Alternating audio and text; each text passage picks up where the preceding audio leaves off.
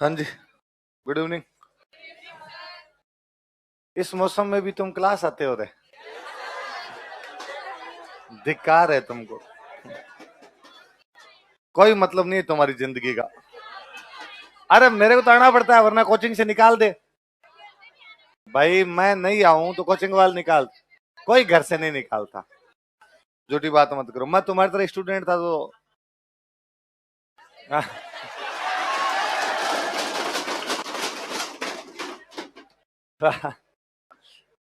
क्या पढ़ा था कल?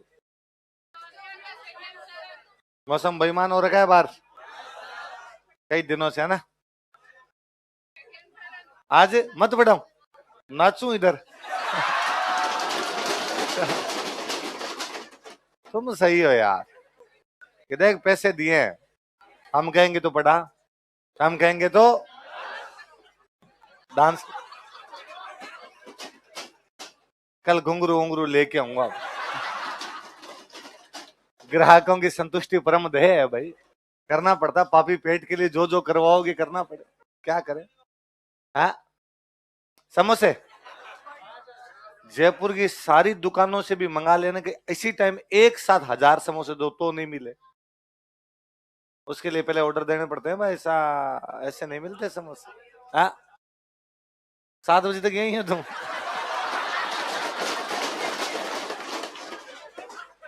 सर वो चिंता मत करो। हाँ, आप कहो तो आज हम यही बैठे हैं। आप समोसे मंगाओ आज। हाँ, कौन से? हाँ यार, गुलाब जामुन ड्यू चल रहे, कल खिलाएं आपको? चलो कल खिला देंगे, साथ में समोसे भी। चलो समोसे खिला, चाय भी।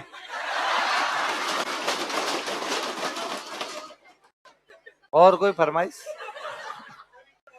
है ना? कोई सपना के डांस करवाने हो इधर? आपको करना ही पड़ेगा भाई, क्या इलाज है? नागिन डांस करना है? चलो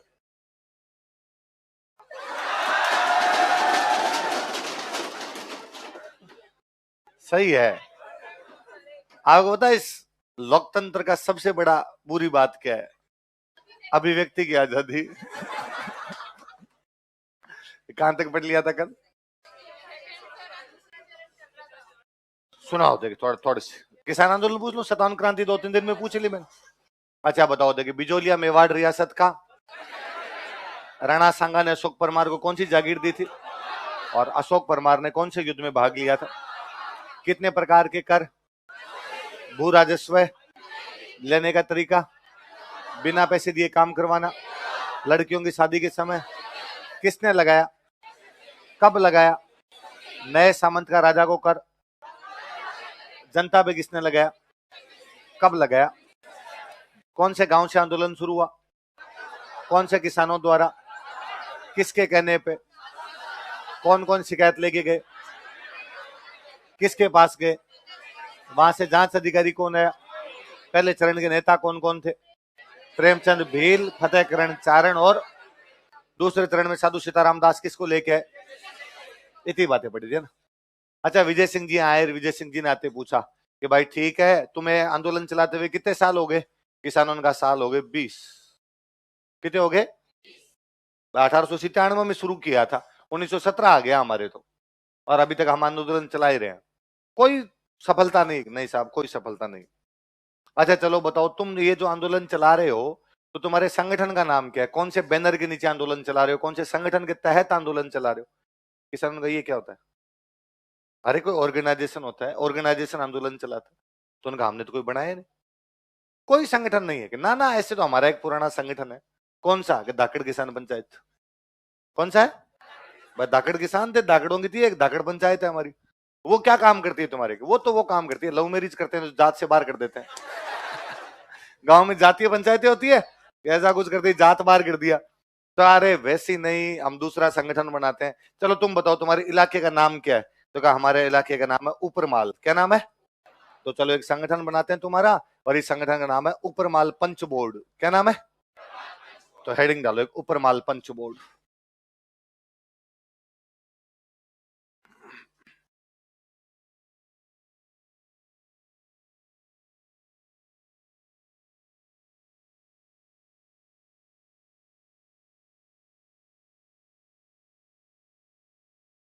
उपरमाल पंच बोर्ड। लिखो संस्थापक विजय सिंह पथिक।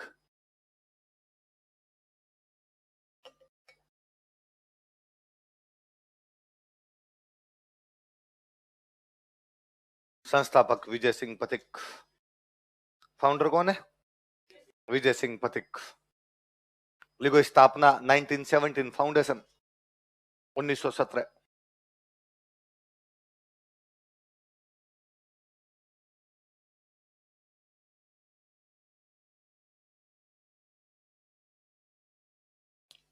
जिस दिन स्थापना की थी ना, उस दिन एक त्योहार था, हरियाली अमावस्या। कौन सा त्योहार था? तो लिख लो कोष्टक में हरियाली अमावस्या। श्रावण के महीने की जो अमावस्या होती है उसको क्या कहते हैं? श्रावण के महीने में सब हरा ही हरा होता है, तो अमावस्या भी क्या हो गई? हरियाली।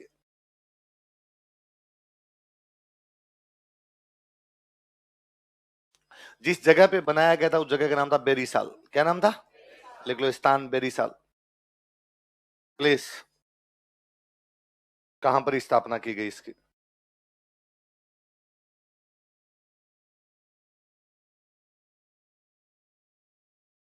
कहां पर स्थापना की गई? बेरीसाल। और इसका अध्यक्ष बनाया गया मन्ना पटेल। लिख लो अध्यक्ष, प्रेसिडेंट मन्ना पटेल।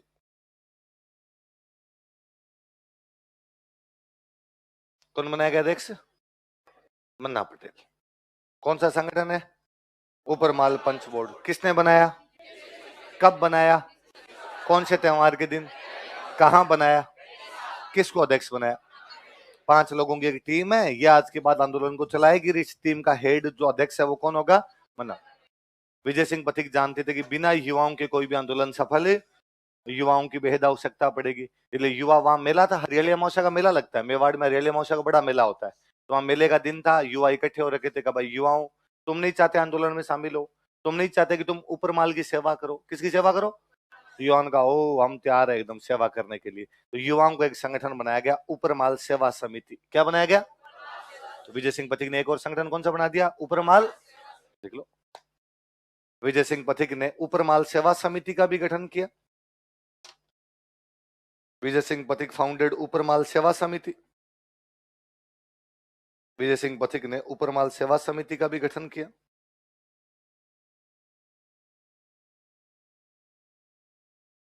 विजय सिंह पथिक ने ऊपरमाल सेवा समिति का गठन किया। विजय सिंह पथिक फाउंडेड ऊपरमाल सेवा समिति।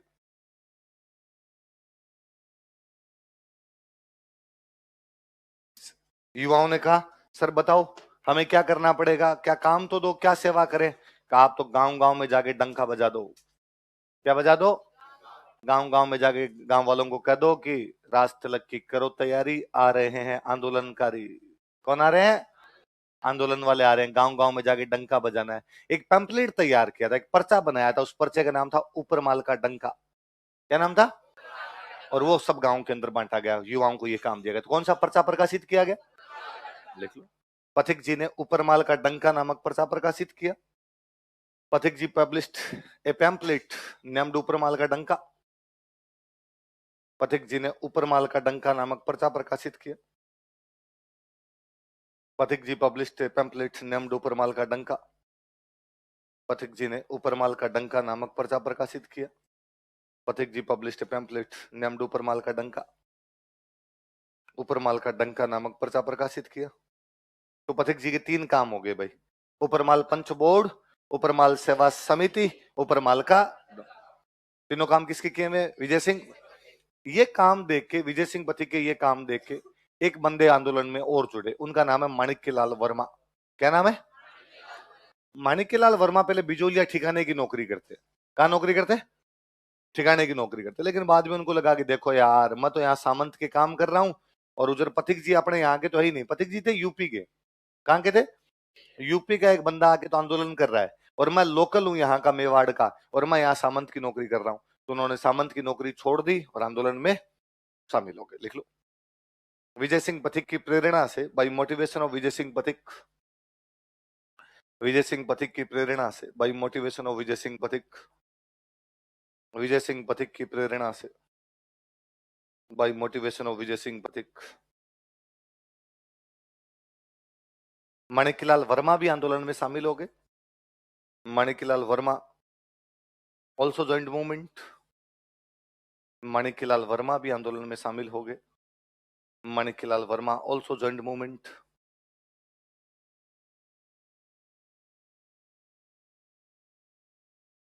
तो यह पहले बिजोलिया ठिकाने में काम करते थे। Earlier he served in Bijolia ठिकाना। यह पहले बिजोलिया ठिकाने में कार्य करते थे। Earlier he served in Bijolia ठिकाना। यह पहले बिजोलिया ठिकाने में कार्य करते थे। Earlier he served in Bijolia ठिकाना। यह पहले बिजोलिया ठिकाने में कार्य करते थे। ही सर्व्ड इन बिजोलिया ठिकाना। विजय सिंह पथिक इंटेलिजेंट बंदे थे। वो इस बात को जानते थे कि जब तक कोई बड़े संगठन का सहयोग नहीं मिलेगा तब तक आपका आंदोलन आगे बढ़ेगा। कोई खूंटा मजबूत चाहिए अपने को, जो अपनी बात को रख सके। उन दिनों भारत की सबसे बड़ी पार्टी हुआ करती कांग्रेस। कौन सी पार्टी थी? कांग्रेस का हर साल एक अधिवेशन होता दिसंबर के महीने में। कब होता? 1919 का साल है। कांग्रेस का एक अधिवेशन होने जा रहा है अमृतसर। कहाँ होने जा रहा है? कौन से साल में? कहां पे अधिवेशन होने जा रहा है? किसका? कांग्रेस का। किसका? कांग्रेस। विजय सिंह पथिक वहां चले गए और विजय सिंह पथिक ने वहां जाके एक बड़े नेता को पकड़ा और उस नेता को पकड़ कर, नेताजी आप तुम्हारे बिजोली आंदोलन का प्रस्ताव रख दो। क्या रख दो? कांग्रेस के अध्यक्ष प्रस्ताव आएंगे भाई, कांग्रेस अगले एक साल में क्या क्या काम करेगी, तो आप हमारे बड़ा ही रख दो कि कांग्रेस अगले एक साल में बिजोलिया में क्या करेगी, आंदोलन। नेताजी ने कहा पक्का। और नेताजी खड़े हुए, नेताजी ने खड़े होकर कहा कि भाई अपने मेवाड़ रियासत में ठिकाना पड़ता है बिजोलिया, वहां पर किसान आंदोलन चला रहे हैं और मैं कांग्रेस से कहना चाहता हूं कि किसानों के इस बिजोलिया आंदोलन को कांग्रेस को क्या करना चाहिए? सपोर्ट। अपने को उनके समर्थन में उतरना चाहिए। और जैसे नेताजी ने कहा, एक और नेताजी खड़े हुए। उनका दिमाग खराब है आपका, बूढ़े हो गए, सठिया गए अब आप। क्या तरीका है? कांग्रेस अंग्रेजों के खिलाफ लड़ने वाली पार्टी है। किस खिलाफ लड़ने वाली पार्टी है? बिजोलिया का आंदोलन राजाओं के खिलाफ। भारत दो है, अंग्रेजों का भारत अलग, राजाओं का भारत। कांग्रेस अंग्रेजों के भारत में काम करती है, राजाओं के भारत में काम है। कांग्रेस राजाओं के खिलाफ कोई आंदोलन नहीं चलाएगी, क्योंकि यदि कांग्रेस ने राजाओं के खिलाफ आंदोलन चलाए तो कांग्रेस की पावर दो भागों में बढ़ जाएगी, आधी अंग्रेजों के खिलाफ, आधी। फिर ना तो अंग्रेज देश से जाएंगे ना राजतंत्र कभी समाप्त होंगे। इसलिए पहले हमारा पूरा का पूरा कंसंट्रेशन इस बात पर है कि अंग्रेजों को देश से बाहर निकालना है। जब अंग्रेज देश से बाहर चले जाएंगे तो भी राजाओं के खिलाफ हम कोई आंदोलन नहीं करेंगे, राजाओं से मिल बैठ के बातचीत करेंगे, क्योंकि राजा हमारे देश के विदेशी नहीं। मिल बैठ के बातचीत करेंगे। राजा यदि हमारी बात मान लेते हैं तो वेल एंड गुड, और यदि बात नहीं मानते हैं तो हम राजाओं के खिलाफ का क्या करेंगे? आंदोलन। लेकिन जब तक अंग्रेज हमारे देश में, हम राजाओं के खिलाफ कोई आंदोलन, तो फाड़ो ये पर्चा तुम्हारा। प्रस्ताव रख रहा हूं बिजोलिया का, ऐसा कोई प्रस्ताव नहीं रखना। वो जो प्रस्ताव रख रहे थे पक्ष में बिजोलिया के, उनका नाम है बाल गंगाधर तिलक। क्या नाम है? वो जो पर्चा फाड़ रहे उनका नाम है महात्मा गांधी। क्या नाम है? तो पथिक जी के कहने पे प्रस्ताव रखा किसने? विरोध किसने किया? देखो 1919 ईस्वी के कांग्रेस के अमृतसर अधिवेशन में, in Amritsar session of Congress of 1980, 1919 ईस्वी के कांग्रेस के अमृतसर अधिवेशन में, in Amritsar session of Congress of 1980, 1919 ईस्वी के कांग्रेस के अमृतसर अधिवेशन में, in Amritsar session of Congress of 1980, Vijay Singh Pathik के कहने पर, on advise of Vijay Singh Pathik, Amritsar अधिवेशन में, अमृतसर अधिवेशन में विजय सिंह पथिक के कहने पर, on advise of Vijay Singh पथिक, बाल गंगाधर तिलक ने बिजोली आंदोलन के पक्ष में प्रस्ताव रखा। Bal Gangadhar Tilak took a resolution in favour of Bijolia movement. Bal Gangadhar तिलक ने बिजोली आंदोलन के पक्ष में प्रस्ताव रखा। Bal Gangadhar Tilak took a resolution in favour of Bijolia movement. Bal Gangadhar तिलक ने बिजोली आंदोलन के पक्ष में प्रस्ताव रखा। Bal Gangadhar Tilak took a resolution in favour of Bijolia movement. लेकिन गांधी जी ने इसका विरोध किया, but Gandhi ji opposed it. गिरवाई दिया था प्रस्ताव, लेकिन गांधी जी ने इसका विरोध किया, but Gandhi ji opposed it.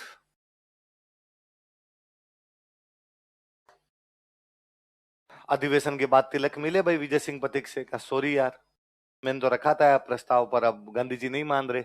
आजकल कांग्रेस में होल सोल पावर किसके पास है? यार तुम गांधी जी से बात कर रहे हो, मैं क्या कर सकता हूँ, व्यक्तिगत क्या कर सकता हूँ, कांग्रेस तो तुम्हारे कुछ नहीं कर रही। पथिक जी ने कहा सर देख लो आप क्या कर सकते हो, कि मैं दो काम कर देता हूँ। एक तो मेरा एक अखबार आता है मराठा, कौन सा अखबार है, उसमें तुम्हारे पक्ष में लेख लिखता हूँ, ताकि सरकार पे दबाव बनेगा, अखबार में बातें आएगी तो। दूसरा, तुम्हारे मेवाड़ के राणा जी को मैं लेटर लिख देता हूँ। मेवाड़ के राणा जी फतेह सिंह कौन है, मैं फतेह सिंह जी को लेटर लिख देता हूँ कि फतेह सिंह जी देखो यार, मेरे कहने पे मैटर दे, कांग्रेस नहीं कर रही, तिलक कह रहा है, इंडिविजुअल तिलक भी तो अपने आप के अंदर आइडेंटिटी है, मेरे कहने पे मैटर देख लो। पर यार बाकी मामला कांग्रेस में तो आप केवल और केवल कौन संभालेंगे, गांधी जी। तो पथिक जी की समझ में आ गई नेतागिरी किसके पास में है, इसलिए पथिक जी गांधी जी के पास गए। बापू यार ऐसे मत करो यार, हमारा साथ दो थोड़ा। बापू उनका मैंने सुना तिलक लेटर लिख रहे हैं, मैं लिख दूंगा। एक और लेटर किसने लिख दिया, बाकी कांग्रेस की तरफ से तो कुछ भी करने नहीं। इन बिटवीन 1 अगस्त 1920 को तिलक की मृत्यु हो गई। किसकी मृत्यु हो जाती है, अब तो पहले तिलक कम से कम थे तो कोई बात तो उठा रहा था, अब तो तिलक भी नहीं, बात उठाने वाला भी नहीं। 1920 में कांग्रेस का अधिवेशन होने जा रहा है नागपुर, कहा होने जा रहा है, इस बार विजय सिंह पथिक को लगाया यार क्या किया जाए। विजय सिंह पथिक यहाँ से किसानों को लेके गए बिजोलिया से, और कहा आपने तो जाके गांधी जी के पैर पकड़ लेना कि बापू तुम ही हो माता पिता, तुम ही हो, तुम्हारे अलावा हमारा और कोई चारा, हारेगा सारा बाबा श्याम मत। इस बार किसान जा गांधी जी का बापू ऐसे मत करो। तो गांधी जी ने कहा देखो तन मन धन में से तन तो मैं ले जा नहीं सकता, यही रहेगा, धन मेरे पास, मैं तुम्हें मन सौंपता हूं, मन से मैं तुम्हारे साथ हूं। मैं आंदोलन को नैतिक समर्थन देता हूं, कौन सा समर्थन, तो गांधी पर यह भी बड़ी बात है, गांधी जी का नैतिक समर्थन मिलना मतलब अखबारों में छपेगा, सरकार पर अपने आप ही क्या बनता है, दबाव। तो कौन से अधिवेशन में गांधी जी नैतिक समर्थन दे दिया, नागपुर अधिवेशन कब हुआ, 1920 ईस्वी के कांग्रेस के नागपुर अधिवेशन में, in Nagpur session of Congress of 1920 AD, 1920 ईस्वी के कांग्रेस के नागपुर अधिवेशन में, in Nagpur session of Congress of 1920 AD, 1920 ईस्वी के कांग्रेस के नागपुर अधिवेशन में, in Nagpur session of Congress of 1920 AD, Vijay Singh Pathik ने किसानों की एक प्रदर्शनी का आयोजन किया। Vijay Singh Pathik conducted an exhibition of farmers, Vijay Singh Pathik ने किसानों की एक प्रदर्शनी का आयोजन किया। Vijay Singh Pathik conducted an exhibition of farmers, Vijay Singh Pathik ने किसानों की एक प्रदर्शनी का आयोजन किया। Vijay Singh Pathik conducted an exhibition of farmers, किसानों की एक प्रदर्शनी का आयोजन किया।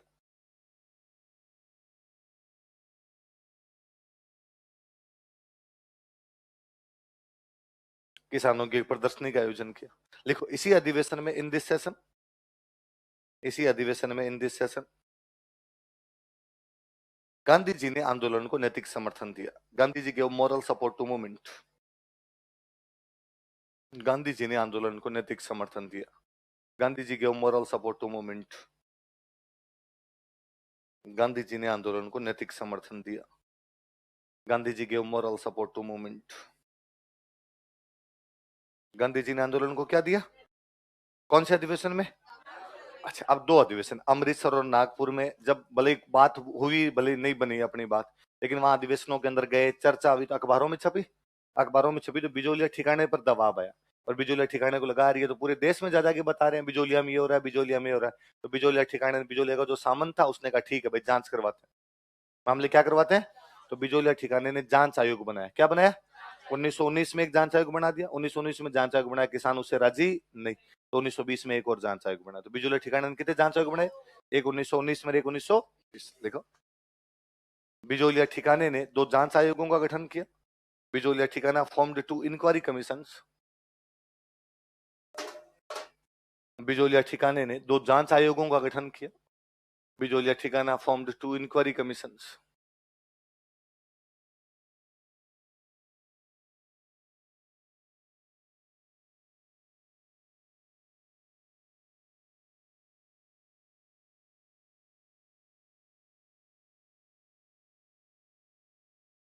मैं जैसा उतारूं एक बार वैसा लिख लो, बाद में अपने बात करेंगे।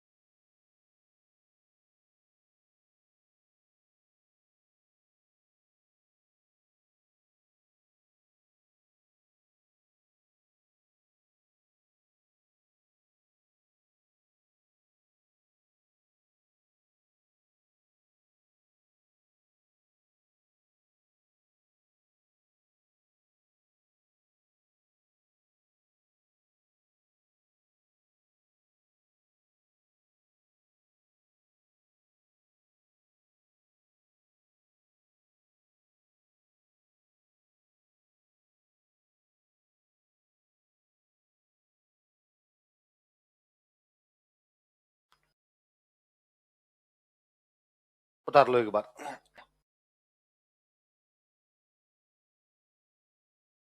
1919 में एक जांच आयोग बना, उसमें 3 मेंबर है, क्या क्या नाम बोलो देखे? बिंदुलाल भट्टाचार्य, अमर सिंह और अफजल अली। 1920 में एक जांच आयोग बना, उसमें 3 मेंबर है, राज सिंह बेदला, तक सिंह मेहता, रमाकांत। जो पहले पहले नाम लिखे होते हैं ये हमेशा जांच आयोग के अध्यक्ष होते हैं। तो उधर वाला बिंदुलाल भट्टाचार्य की अध्यक्षता में बना, इधर वाला राज सिंह बेदला की अध्यक्षता में बना। तो अब कोई आपसे पूछा बिंदुलाल भट्टाचार्य की स्टार लगाना, ये 2-3 बार पूछा हुआ सवाल है बिंदुलाल भट्टाचार्य वाला।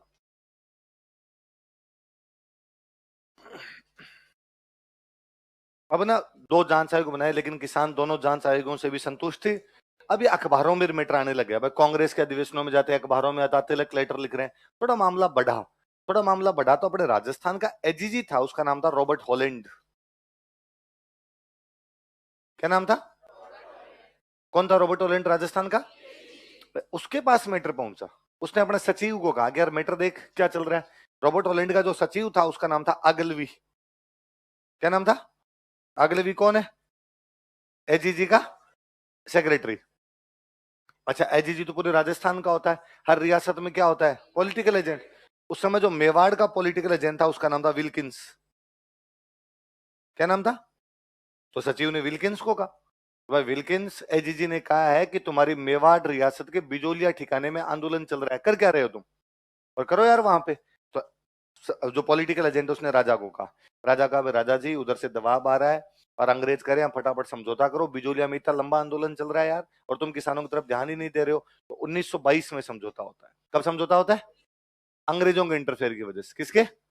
लिखो, 1922 ईस्वी में, इन 1922 एडी।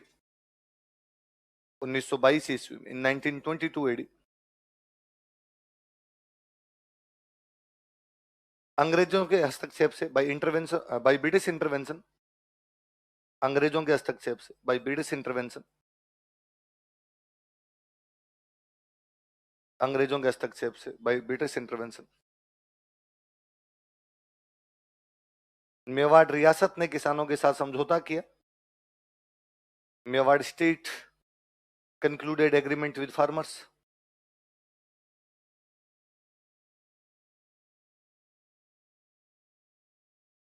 मेवाड़ रियासत ने किसानों के साथ समझौता किया। Mewar state concluded agreement with farmers.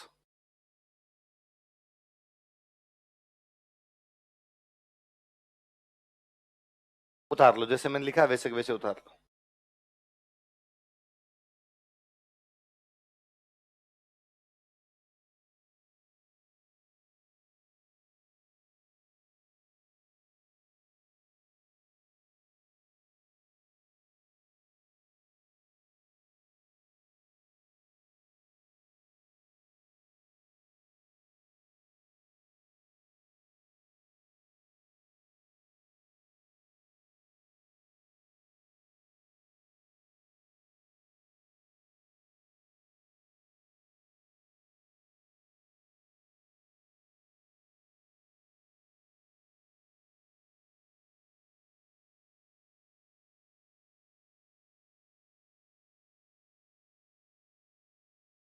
AGG कौन है बताओ देखे?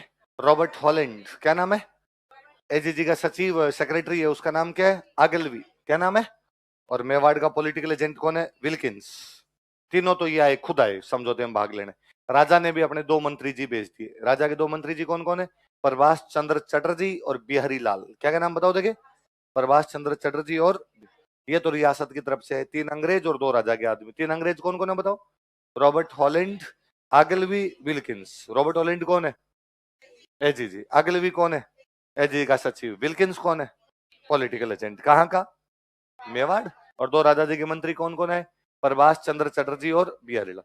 किसानों की तरफ से 4 आदमी हैं, बताओ किसानों की तरफ से कौन कौन है? मोतीराम जी, नारायण जी, राम नारायण जी। नारायण जी भी आए और राम नारायण जी, और माणिक्यलाल। और बताओ कौन कौन है? मोतीराम जी, नारायण जी, राम नारायण जी और माणिक्यलाल। उतार लो।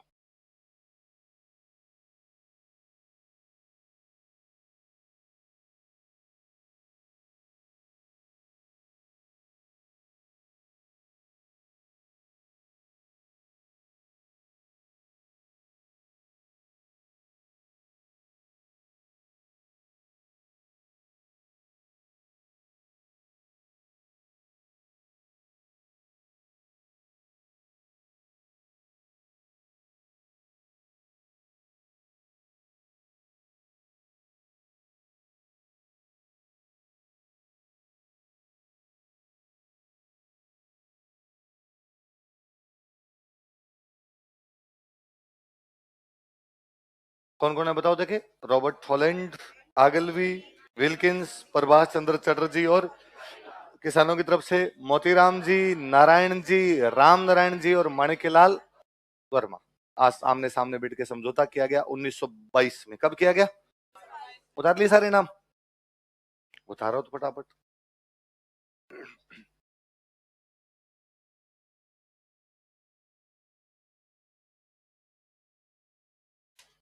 उतार लिए? एक बार और बता दो तो। अंग्रेजों का आईजी जी खुद आया, कौन है? Robert Holland. और उनका सचिव आया आगलवी। पॉलिटिकल एजेंट है, राजा जी ने 2 मंत्री भेज दिए, प्रभाष चंद्र चटर्जी और बिहारी लाल। किसानों की तरफ से मोतीराम जी, नारायण जी, राम नारायण जी। आमने सामने बैठे, टेबल टॉक हुई।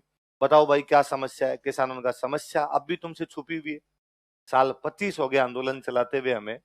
हमारे पे टैक्स लगते हैं 84। कितने लगते हैं? हाथों हाथ समझौते में कहा 35 माफ।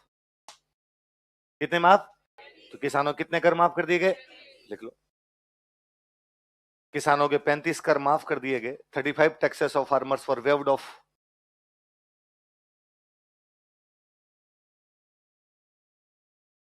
किसानों के 35 कर माफ कर दिए गए। 35 taxes of farmers for waived of. किसानों के 35 कर माफ कर दिए गए। कितने कर माफ कर दिए गए? 35 कर माफ कर दिए गए किसानों के। किसानों का भाई शाबाश शाबाश, अंग्रेजों जोरदार। और बताओ क्या समस्या है? कि हमारे से लाटा कुंता लेते हैं। क्या लेते हैं? जमीन को नाप के ले ले टैक्स, तोल के टैक्स ले ले, अंदाजे से टैक्स लेते हैं। अंदाजे में टैक्स लेंगे ज्यादा ही जाएगा, कम कैसे जाएगा? अंग्रेजों ने कहा चलो तुम्हारी जमीन को नपवाएंगे। क्या कर देंगे जमीन को? 35 कर तो हाथों हाथ ही खत्म किए जाते हैं। जमीन को नपवाने की व्यवस्था कर देंगे, जमीन को नाप देंगे, फिर जिसकी जितनी जमीन है उसके अनुसार क्या हो जाएगा? टैक्स फिक्स कर देंगे, तो फिर अंदाजा खत्म ही हो जाएगा तुम्हारा। किसानों का ठीक। किसान राजी हो गया है। किसान एकता जिंदाबाद, बिजोलिया का सामंत मुर्दाबाद नारे लगाते हैं।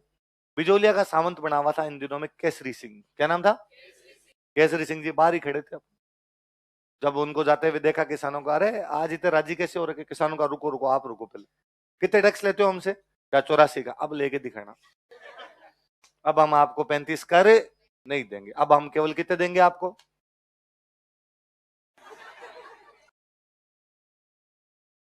84 में से 35 के कितने बचे? सर हमें क्या पता कितने बचे। ऐसे मत करो सर। छोटे छोटे बच्चे हैं सर हम। हमें सर मैथ्स ही आती है, हम यहाँ क्यों आते सर? कोई ढंग की जो भी लग जाते सर। है?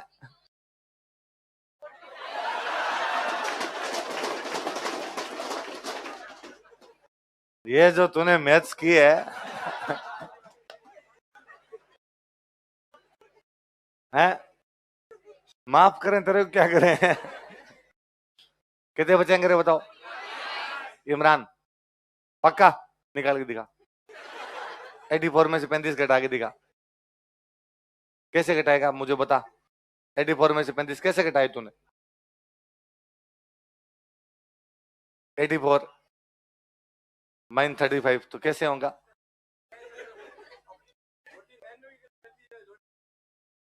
होंगे पक्का?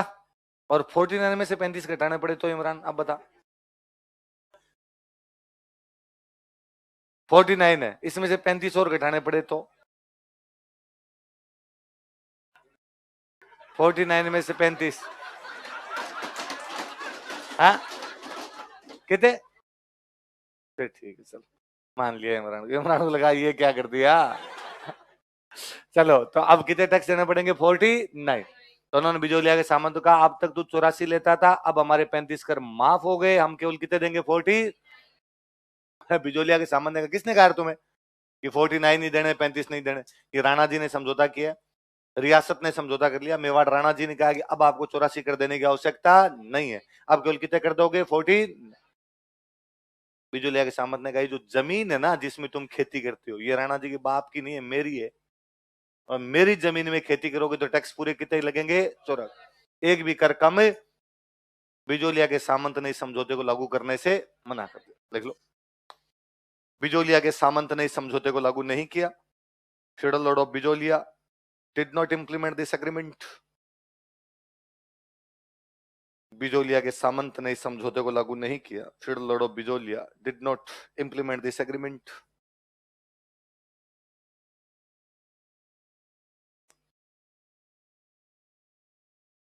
बिजोलिया के सामंत ने समझौते को लागू नहीं किया। Federal Lord of Bijolia did not implement this agreement. लिखो तीसरा चरण।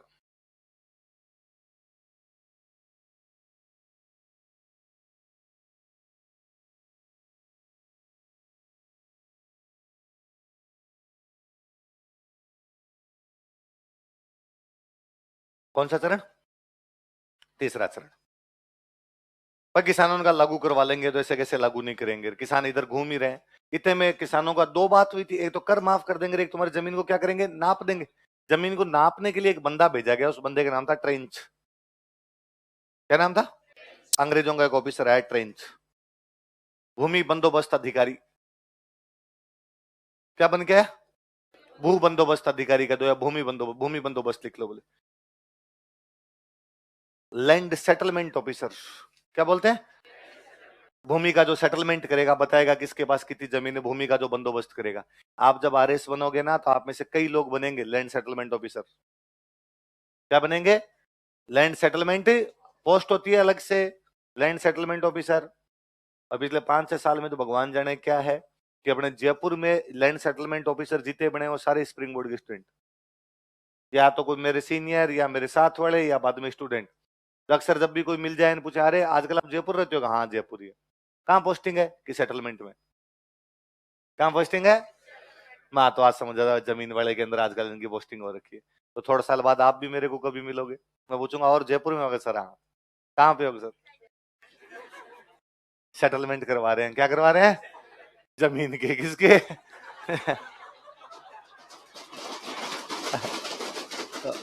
लैंड सेटलमेंट ऑफिसर बन के कौन आया? ट्रेंच।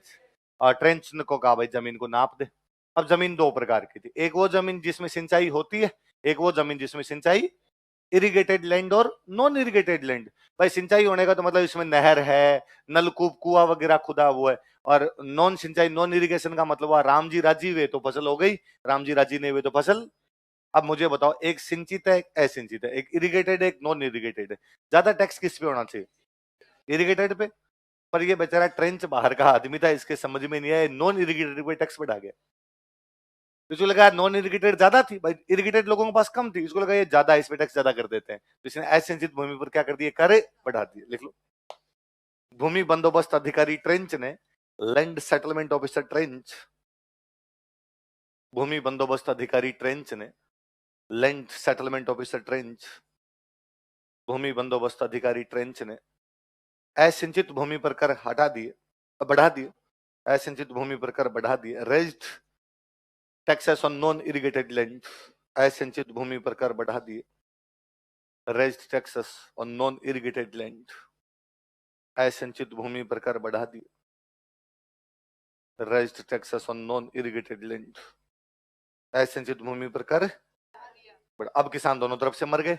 पहले तो वो टैक्स कम नहीं कर रहा, और इधर से नॉन इरिगेटेड पे टैक्स क्या कर दिए गए, बढ़ा दिए। सामंत ने कहा ये जमा कराओ तुम, ये लागू कर दूंगा मैं, फटाफट ये करवा दो। अब किसान परेशान। किसान लास्ट में गए विजय सिंह पथिक के पास। किसके पास गए?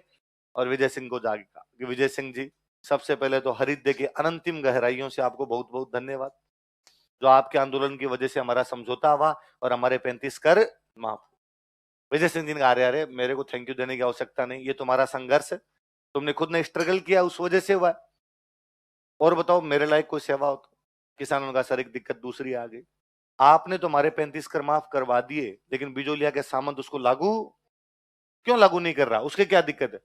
कि सर बिजोलिया के सामंत का ये कहना, जमीन मेरी है और मेरी जमीन में खेती करोगे तो टैक्स कितने देने पड़ेंगे? पूरे 84। और सर अभी हमारे साथ तो एक दिक्कत और भी, असंचित जमीन पर हमारे कर क्या कर दिए गए, बढ़ा दिए गए। दो दिक्कत हो गई सर। तो विजय सिंह जी ने कहा अच्छा, तो उसके इस बात का घमंड है कि जमीन मेरी है, साहब पूरा पूरा घमंड आ रखा है। अच्छा ये बताओ, तुम्हारे जो असंचित जमीन पे टैक्स बढ़ाए हैं, इसके जमीन के कागज है तुम्हारे पास? जमीन का पट्टा होता, पट्टा पट्टा समझते हो? अपने प्लॉट का पट्टा होता है, कि जमीन के कागज है तुम्हारे पास? उनका हाँ साहब कागज पड़े। कि तुम तो एक काम करो, ये असंचित जमीन के जो कागज है ये लेके जाओ सामंत के पास, उसको तेरी जमीन रख ले, हम तेरी खेती नहीं करेंगे। कर बढ़ाया ना, ये उसको वापस दे दो। तो किसानों का सर मर जाएंगे, फिर तो अपने पास जमीन ही नहीं बचेगी। अरे तुम भोले हो, तुम समझते नहीं। सामंत की रेवेन्यू का सोर्स क्या है? सामंत की इनकम का सोर्स क्या है? टैक्स। टैक्स किस पे? खेती पे।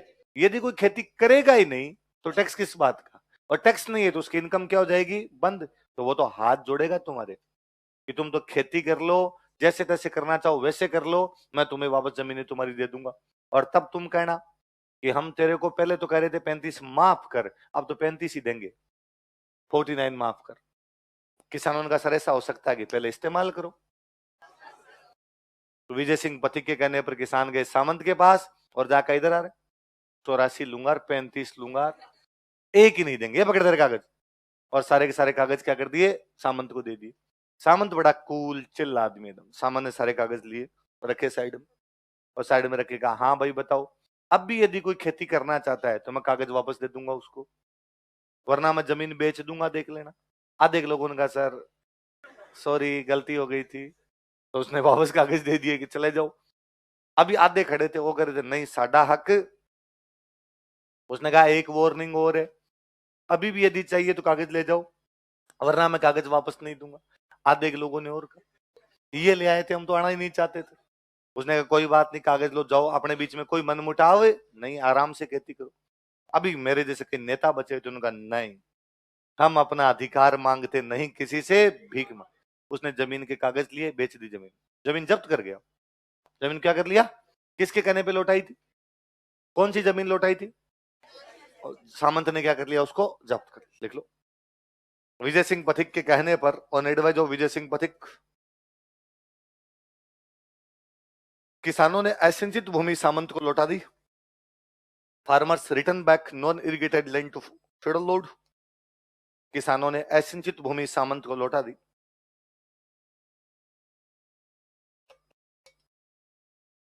Farmers return back non irrigated land to feudal lord. सामंतों ने, सॉरी किसानों ने असिंचित भूमि सामंत को लौटा दी। Farmers return back non irrigated land to feudal Lord.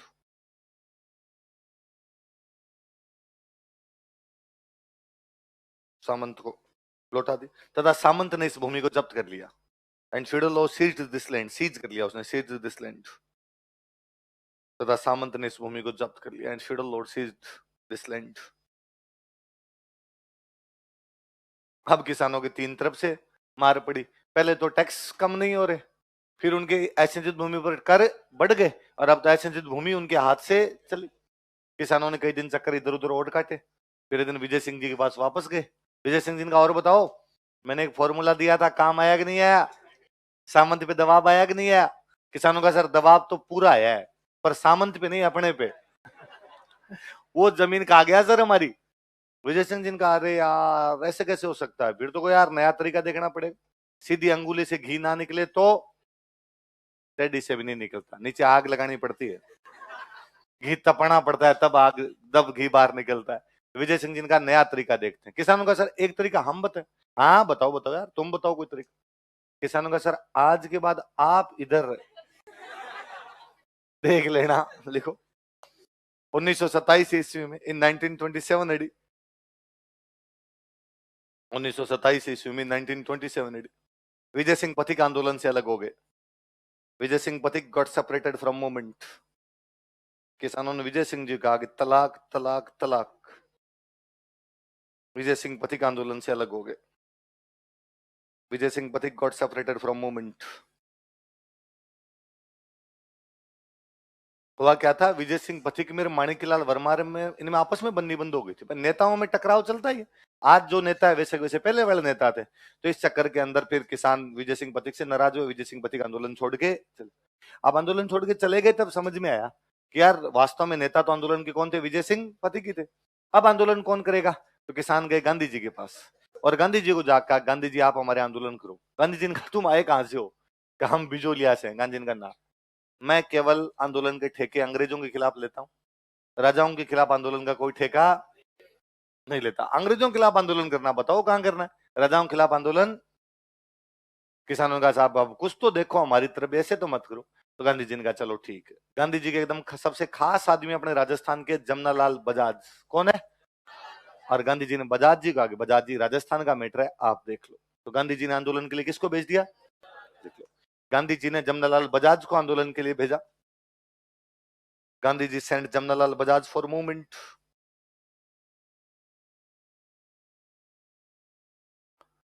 Gandhi ji ने जमनालाल बजाज को आंदोलन के लिए भेजा। Gandhi ji send Jamnalal Bajaj for movement. Jamnalal Bajaj को आंदोलन के लिए भेजा। Gandhi ji send Jamnalal Bajaj for movement. Jamnalal Bajaj को किसके लिए भेजा? आंदोलन के लिए भेजा। किसने? बजाज जी यहाँ आए, बजाज जी ने आते कहा मैं नहीं करूंगा तुम्हारा आंदोलन। किसी ने कहा क्यों सर, गांधी जी ने भेजा आपको। कि मुझे पता है तुम्हारे आंदोलन का नेता है विजय सिंह पथिक, और मेरी और विजय सिंह पथिक की आपस में बनती, तो जहां विजय सिंह पथिक है वहां आंदोलन। किसानों का सर सुनो, अरे सर विजय सिंह जी आसपास ही नहीं दिखेंगे, विजय सिंह जी और हमारी बनती नहीं है, हमारी तो खुद की नहीं बनती, आप हमारे दोस्त हो। तो बजाज जी ने कहा फिर ठीक है। अब बजाज जी भाई कई दिन तो घूमे, सेठ आदमी, एसी में रहने वाले आदमी, यहाँ बिजोलिया में गर्मी में घूमे, बाफन बढ़ गई विजय सिंह जमनालाल बजाज की। बाफन समझते हो? आई ब्रो, गर्मियों में जल जाए ये। तो जमनालाल बजाज ने एक दिन किसानों को किया इकट्ठा, किसानों को इकट्ठा करके मेरे थोड़े दिल्ली काम है, मुझे दिल्ली जाना पड़ेगा एक बार, मैं तुम्हारा आंदोलन नहीं कर सकता। किसानों का नहीं नहीं, गांधी जी ने भेजा, आंदोलन करना ही पड़ेगा हमारे और आंदोलन। अरे बजाज जी ने कहा रुको यार, मैं तुम्हारे लिए एक नया नेता लेके आया हूं मध्य प्रदेश से। कहां से लेके आया हूं? और आज के बाद तुम्हारा नेता ये है हरिभाऊ उपाध्याय। कौन थे? आज के बाद तुम्हारी नेतागिरी हरिभाऊ उपाध्याय करेंगे। खड़े हो जाओ भाई, हरिभाऊ शकल दिखाओ। हरिभाऊ खड़े हुए। किसानों का नहीं नहीं नहीं नहीं, नहीं ऐसे नहीं, हमारा नेता ऐसा होना चाहिए जिसको हिंदी अंग्रेजी सब भाषाएं आए। सर अंग्रेजों से बात करनी पड़ती है, सरकार से बात करनी पड़ती है, अखबारों में लेख आते हैं। विजय सिंह जी को पहले सारी भाषाएं आती, आप अच्छे पढ़े लिखे हो, ये हरिभाऊ कल का सा लड़का लग रहा है, हमें क्या पता इसको आता है कि नहीं आता है कुछ। बजाज जिनका रुको, हरिभाऊ अंग्रेजी सुनो। हरिभाऊ ने पूरी सुना दी, to the headmaster senior secondary. किसानों का, आप बताओ किसानों का, अरे थू थू शाबाश, एक सांस में पूरी सुना दी। अरे वो उपाध्याय ने कहा आपको अभी भी विश्वास नहीं हुआ है तो सृष्टि करो, पूरी सुना सकता हूं। पहले गांव में अंग्रेजी का मतलब यही होता था, टू द हेडमास्टर पूरी आती हो और सृष्टि करो भी पूरी आती हो। और दिलीप सर सुनाते हैं कि जोधपुर में कोई बंदा बाइक लेके जा रहा था, उसके साथ में गांव का बंदा आया हुआ था, पुलिस वालों ने पकड़ लिया। पुलिस वालों ने पकड़ते ही उस बाइक चलाने वाले बंदे ने पुलिस वाले से दो चार इंग्लिश में कुछ बोला, और पुलिस वाले ने कहा जाओ जाओ जाओ जाओ। पीछे जो गांव वाला बंदा बैठा था उसने कहा यार तो गजब यार, अंग्रेजी अंग्रेजी में बोल के यहाँ निकल जाता है, ठीक पढ़ लिया। उसने कहा ये तो कांस्टेबल था, तो मैंने इसको टू द हेडमास्टर सुनाई। अभी एंग्री फॉक्स एंड थ्रस्टी करो तो पड़ी है। वो तो मैं थानेदार भी यूज करता हूँ, छोटे मोटे पे तो यूज भी नहीं करता। तो इधर हरि भाऊ को अपने वाला नेता मान लिया, बजाज जी ने नारे लगवा दिए हमारा नेता कैसा हो, हरि भाऊ जैसा हो। देख लो, जमनालाल बजाज ने हरिभाऊ उपाध्याय को आंदोलन का नेता नियुक्त किया। Jamnalal Bajaj appointed Haribhau Upadhyay is leader of movement. Haribhau Upadhyay को आंदोलन का नेता नियुक्त किया। Appointed Haribhau Upadhyay is leader of movement. Haribhau Upadhyay को आंदोलन का नेता नियुक्त किया। Appointed Haribhau Upadhyay is leader of movement.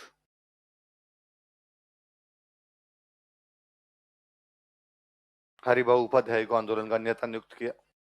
किसको नेता नियुक्त किया? खो खो खेला है बचपन में कभी? खो खो, खो खो में क्या होता था, अपने बंदे के पीछे भागते पकड़ने के लिए, वो पकड़ में आ जाए तो ठीक, नहीं पकड़ में आता अपने को नोट रीचेबल है, मेरे से पकड़ा नहीं जाएगा, अपन अपने साथी कहते खो तू भाग भाई। वो पकड़ने की कोशिश करता, उससे नहीं पकड़ा जाए तो अगले साथी कहता। किसानों ने गांधी जी को जाके कहा खो, गांधी जी ने बजाज को कहा, बजाज जी उपाध्याय को कह गए, बिजोलिया खो खो बन गया। ऐसे कोई आंदोलन होता है यार? वो उसको भेज रहा है, वो उसको भेज रहा है। फाइनली आ गया 1941। क्या आ गया? मेवाड़ में एक प्रधानमंत्री थे, उनका नाम था वी राघवाचारी। क्या नाम था? विजय राघवाचारी या वी राघवाचारी नाम करके एक प्रधानमंत्री थे। और एक मेवाड़ में रेवेन्यू मिनिस्टर हुआ करते, राजस्व मंत्री थे, उनका नाम था मोहन सिंह मेहता। क्या नाम था? मोहन सिंह मेहता। कौन सी मिनिस्ट्री है? राजस्व, रेवेन्यू, रेवेन्यू मिनिस्ट्री है इनके पास। और प्रधानमंत्री कौन है? इन्होंने किसानों को बुलाया और किसानों को बुला कहा कि देखो नेताओं के चक्कर में पड़ोगे तब तो आज जमीन मिले कल जमीन मिले, इन नेताओं को करो साइड में, चुपचाप हमारे पास आ जाओ, हम जमीन दिलवा देंगे। किसानों ने जाके माणिकलाल वर्मा को और हरिभाऊ उपाध्याय कहा कि राम रूमी है भाई साहब, आज के बाद हमारे साथ मत आना। किसान अकेले गए वीर राघवाचारी और मोहन सिंह मेहता के पास, इन्होंने उनकी जमीनें क्या दिलवा दी। तो आंदोलन 41 में जाके समाप्त हुआ। कब समाप्त हुआ देखो, 1941 ईस्वी में, इन 1941 एडी।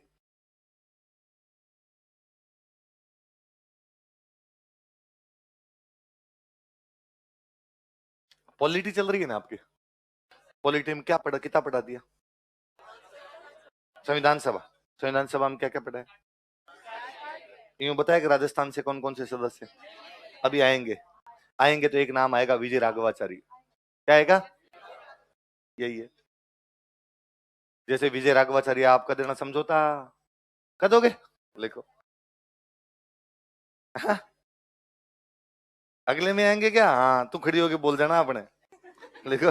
1941 ईस्वी में, 1941 एडी, मेवाड़ के प्रधानमंत्री V Raghavachari, Mewar PM V Raghavachari,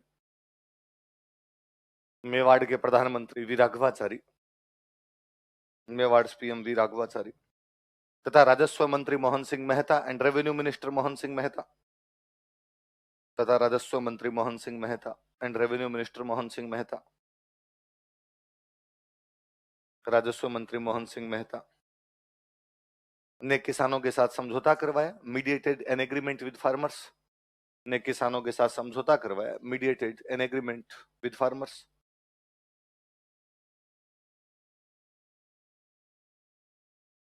तथा उनकी जब्त जमीनें वापस दे दी गई, and their seized lands were returned, तथा उनकी जब्त जमीनें वापस दे दी गई, and their seized lands were returned, तथा उनकी जब्त जमीनें वापस दे दी गई।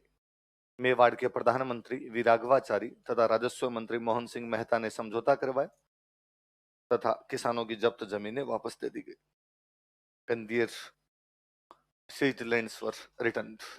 तो आंदोलन शुरू होता है 1897 में। कब शुरू होता है? 1897। कब समाप्त होता है? 1941। विश्व का सबसे लंबा अहिंसक आंदोलन कोई था तो वो कौन सा था? 44 साल चला। कितने साल? देख लो, एक भी जगह कोई ट्रेजेडी नहीं है, कोई यूं नहीं है कि भाई किसी को मार दिया और कर दिया, कुछ भी नहीं हुआ। लाइन चेंज करके लिखो, यह विश्व का सबसे लंबा अहिंसक आंदोलन था। It was world's longest non violent movement. यह विश्व का सबसे लंबा अहिंसक आंदोलन था।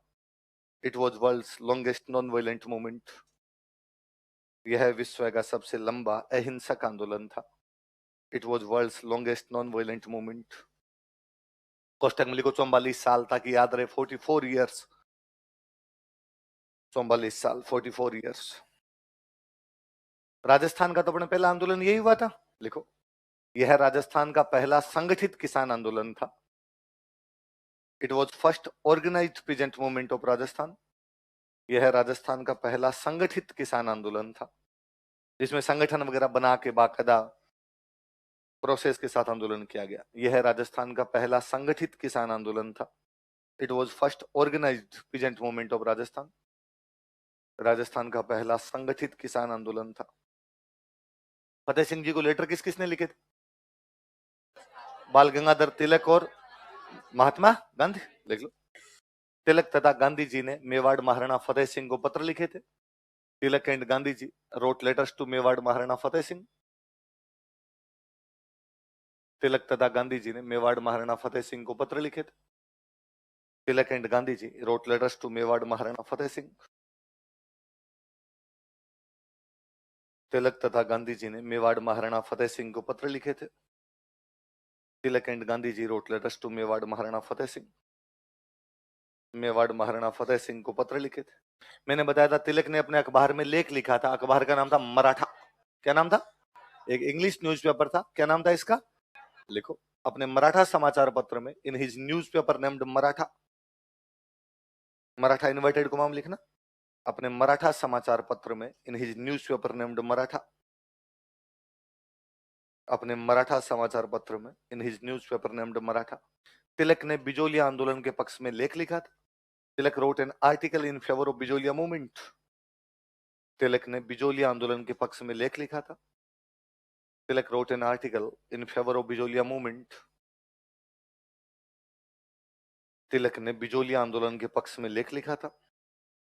Tilak wrote an article in favour of Bijolia movement.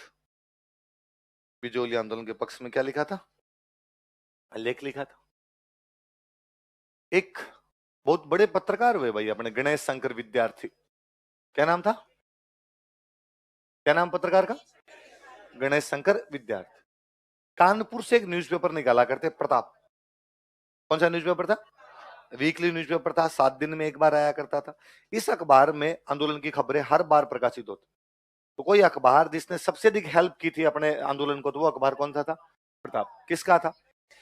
लिखो, गणेश शंकर विद्यार्थी प्रताप समाचार पत्र में आंदोलन की खबरें प्रकाशित करते थे।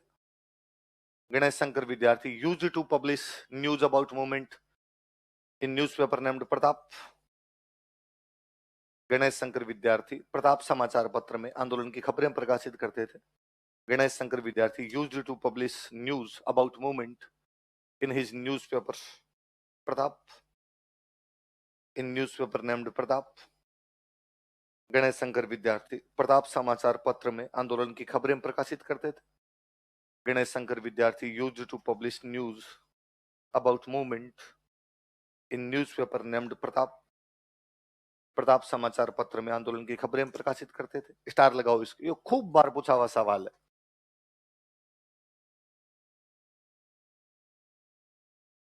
यह एक साप्ताहिक समाचार पत्र था। It was a weekly newspaper. यह एक साप्ताहिक समाचार पत्र था। It was a weekly newspaper. यह एक साप्ताहिक समाचार पत्र था। It was a weekly newspaper, जो कानपुर से प्रकाशित होता था। Which was published from Kanpur, जो कानपुर से प्रकाशित होता था।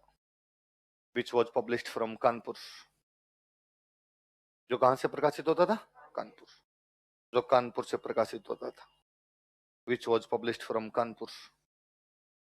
विजय सिंह पथिक मीडिया का रोल जानते थे कि यार आंदोलन करेंगे अखबार में छपेगा ही नहीं तो कोई मतलब ही नहीं। जंगल में मोर नाचा किसने देखा? वरना आंदोलन करते हैं अखबार में छपेगा तो सरकारों पे दबाव बढ़ेगा। इसलिए विजय सिंह पथिक ने गणेश शंकर विद्यार्थी को राखी भेजी। क्या भेजी? कि जैसे राखी बांधने के बाद में भाई बहन की रक्षा की जिम्मेदारी लेता है, आप पत्रकार हो, आप हमारे आंदोलन की रक्षा की जिम्मेदारी लो। पत्रकार आंदोलन की रक्षा कैसे कर सकता है? खबरें छाप के। देखो, विजय सिंह पथिक ने गणेश शंकर विद्यार्थी को चांदी की राखी भेजी थी। भेजे तब ढंग की भेजे। विजय सिंह पथिक ने गणेश शंकर विद्यार्थी को चांदी की राखी भेजी थी। विजय सिंह पथिक सेंट सिल्वर राखी तो गणेश शंकर विद्यार्थी। विजय सिंह पथिक सेंट सिल्वर राखी तो गणेश शंकर विद्यार्थी। विजय सिंह पथिक ने गणेश शंकर विद्यार्थी को किसकी राखी भेजी थी? हे लड़कियों, सीख लो कुछ, कागज की बांध देती हो, फिर तुम्हें रुपए चाहिए 1100। अच्छा, इस बार किसकी बांधोगी? मुंह से जबान नहीं निकल रही तुम्हारे। सर ऐसे मत करो सर, चांदी की नहीं बांधेंगे। बोलो जोर से कि चांदी की राखी बांधेंगे। किसकी राखी भेजी थी? चांदी की। अच्छा, मुंशी प्रेमचंद हुए ना, मुंशी प्रेमचंद। मुंशी प्रेमचंद का एक उपन्यास है, उस उपन्यास का नाम है रंगभूमि। क्या नाम है? वो अपने बिजोलिया पर आधारित है। तो कोई पूछे भाई मुंशी प्रेमचंद ने अपना कौन सा उपन्यास बिजोलिया आंदोलन पर आधारित किया था, तो कौन सा था? देखो, प्रेमचंद जी का रंगभूमि उपन्यास, रंगभूमि नॉवल ऑफ प्रेमचंद जी। प्रेमचंद जी का रंगभूमि उपन्यास, रंगभूमि नॉवल ऑफ प्रेमचंद जी। प्रेमचंद जी का रंगभूमि उपन्यास, रंगभूमि नॉवल ऑफ प्रेमचंद जी बिजोलिया आंदोलन पर आधारित है। Is based on Bijolia movement. Bijolia आंदोलन पर आधारित है। Is based on Bijolia movement. Bijolia आंदोलन पर आधारित है। अब आंदोलन कितने साल चला था? अब इतने लंबे आंदोलन चलते हैं ना, तो बीच में किसानों को मनोरंजन की आवश्यकता पड़ी भाई। कैसे यार आंदोलन थोड़ी होता है। तो माणिकलाल वर्मा एक गीत याद करके है, पंछीड़ा। कौन सा गीत याद करके? तो माणिकलाल वर्मा कौन सा गीत सुनाया करते? किसान जब भी उठ के जाने लगते तो माणिकलाल वर्मा क्या सुना देते? तो क्या, बैठ जाओ बैठ जाओ बैठ जाओ। लिख लो, माणिकलाल वर्मा का गीत बराबर पंछीड़ा। Song of Maniklal Verma.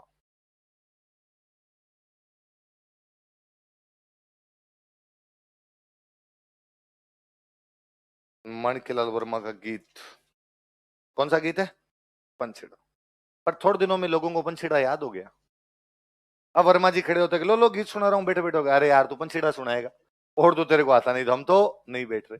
फिर विजय सिंह पथिक एक नया गीत याद करके, पीड़ितों का पंछीड़ा। देखो विजय सिंह पथिक का गीत, पीड़ितों का पंछीड़ा।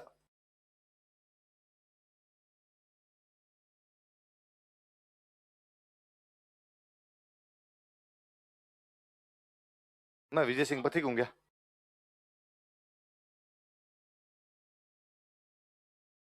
कौन सा गीत याद किया उन्होंने? पीड़ितों का। थोड़े दिनों में किसानों ने ये भी याद कर लिया। अब विजय सिंह जी खड़े होते कि बैठ जाओ विजय सिंह जी यार, वही सुनाने तुमको पंछीड़े ही हैं, आंकड़े उड़ गए तुम्हारे पंछीड़ों में। कोई ढंग का गीत आता सुना दो, वरना हमें बैठना।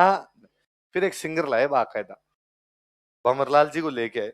भंवरलाल जी फिर नए नए गाने सुनाते, रस के कमर सुनाया उन्होंने। लिखो, भंवरलाल जी ने अपने गीतों से किसानों को प्रोत्साहित किया। Bhanwarlal ji encourage farmers by his songs. Bhanwarlal ji ने अपने गीतों से किसानों को प्रोत्साहित किया। Bhanwarlal ji encourage farmers by his songs. तो वर्मा जी ने कौन सा गाया? विजय सिंह पथिक ने कौन सा गाया? बाकी गीत किसने गाए? भंवरलाल जी। लिख लिया, अपने गीतों से किसानों को। माणिकलाल वर्मा ने एक गांव में स्कूल खोल ली थी, यहाँ पे बच्चों को उन पढ़ाते थे। उसका नाम था उम्मा जी का खेड़ा। गांव का नाम क्या था? एक हेडिंग डालो, उम्मा जी का खेड़ा।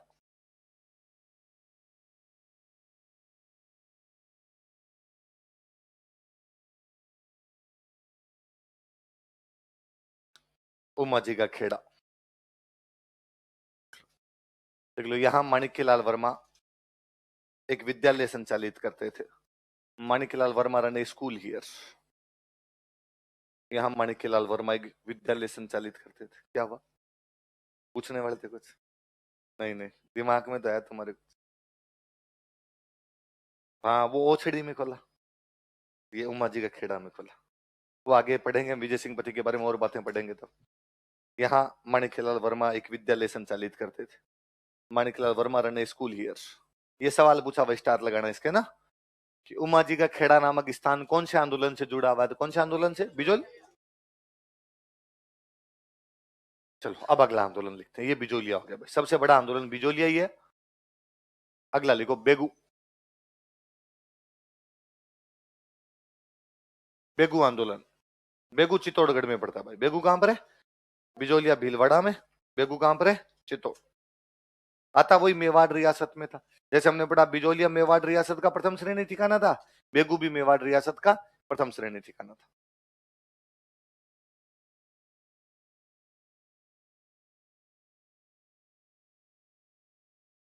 लिख लो, बेगू मेवाड़ रियासत का प्रथम श्रेणी ठिकाना था। बेगू वॉज फर्स्ट ग्रेड ठिकाना ऑफ मेवाड़ स्टेट।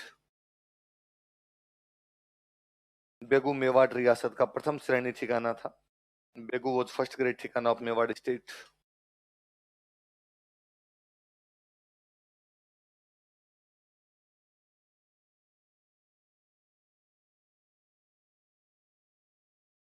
वही बिजोलिया में भी धाकड़ किसान, बेगू में भी धाकड़, दोनों तरफ धाकड़ ही थे। तो इधर वाले धाकड़ों ने आंदोलन किया, इधर वाले धाकड़ों ने कहा हम कौन से कम, हम भी धाकड़ी हैं। तो 1921 में धाकड़ किसान आंदोलन शुरू करते हैं मेनाल से।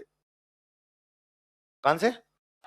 मेनाल से आंदोलन। मेनाल में वहां पर एक जगह थी, उस जगह का नाम था भेरुकुंड। कौन सी जगह थी? तो आंदोलन कहां से शुरू हुआ बताओ देखे? मेनाल की कौन सी जगह से? भेरुकुंड नाम की जगह से आंदोलन शुरू हुआ। लिख लो, 1921 ईस्वी में, इन 1921 एडी, धाकड़ किसानों ने, धाकड़ फार्मर्स, धाकड़ किसानों ने, धाकड़ फार्मर्स, धाकड़ किसानों ने, धाकड़ फार्मर्स, मेनाल के भेरुकुंड नामक स्थान से आंदोलन प्रारंभ किया। Started movement from place named Bherukund of Menal. Menal के भेरुकुंड नामक स्थान से आंदोलन प्रारंभ किया। Started movement from place named Bherukund of Menal. Menal के भेरुकुंड नामक स्थान से आंदोलन प्रारंभ किया। Started movement from place named Bherukund of Menal. Menal की कौन सी जगह से आंदोलन शुरू किया?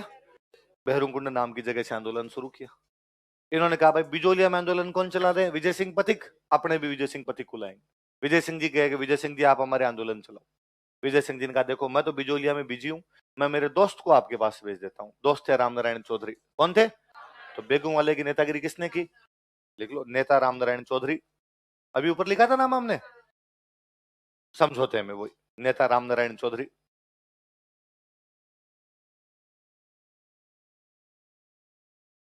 नेता कौन है? रामनारायण। ये बात बेगू के सामंत को पता चली। बेगू के सामंत का नाम है अनूप सिंह चुंडावत। क्या नाम है? अनूप सिंह चुंडावत। कहां के सामंत है? बेगू के सामंत। भाई किसान आंदोलन कर रहे हैं ठिकाने में, जब भी आंदोलन होगा तो किसके खिलाफ होगा? सामंत के। और सामंत कौन है? अनूप सिंह चुंडावत। अनूप सिंह चुंडावत को पता चलेगा विजय सिंह जी ने आंदोलन शुरू करवा दिया, रामनारायण चौधरी को इन्होंने भेजा है। तो विजय सिंह जी को कहा, विजय सिंह जी यार ऐसे क्या कर रहे हो यार, क्यों करवा दिया हमारे आंदोलन? विजय सिंह जी ने कहा साहब अब लाटे कुंते लगाओगे, बिना पैसे दिए लोगों से काम करवाओगे, रेवेन्यू ज्यादा करोगे तो फिर क्या होगा? आंदोलन ही होगा। अरे कहा मैं तो आप कहोगे वैसे कर दूंगा, आप तो समझौता करवा दो हमारा। तो कहा ठीक है। तो विजय सिंह जी ने किसानों के अनूप सिंह चुंडावत के बीच में क्या करवा दिया? समझौता। 1922 में। कब करवाया? अजमेर में। कहां करवाया? कब हुआ? कहां पे? किस किस के बीच हुआ समझौता? अनूप सिंह चुंडावत और किसान। अनूप सिंह चुंडावत कौन है? बेगू के सामंत। समझौता करवा कौन रहा? विजय सिंह पथिक। 1922 ईस्वी में, इन 1922 एडी, 1922 ईस्वी में 1922 एडी, अजमेर में एट अजमेर,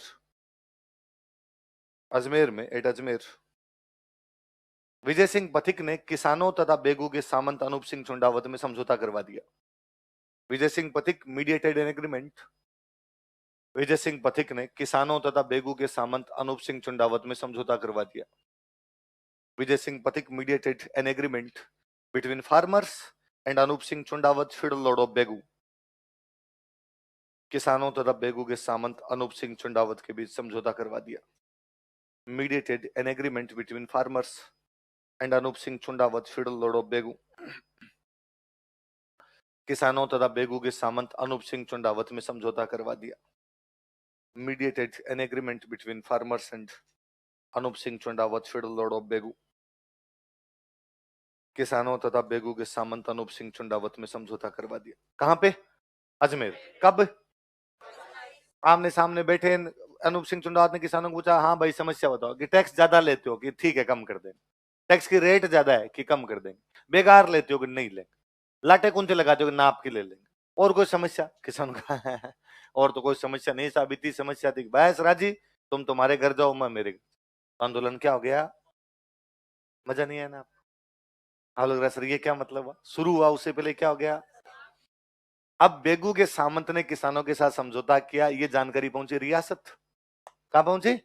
राजधानी पर। राजा की राजधानी पहुंची। राजा की राजधानी क्या है? उदयपुर। राजा के लैंड सेटलमेंट का ऑफिसर कौन है?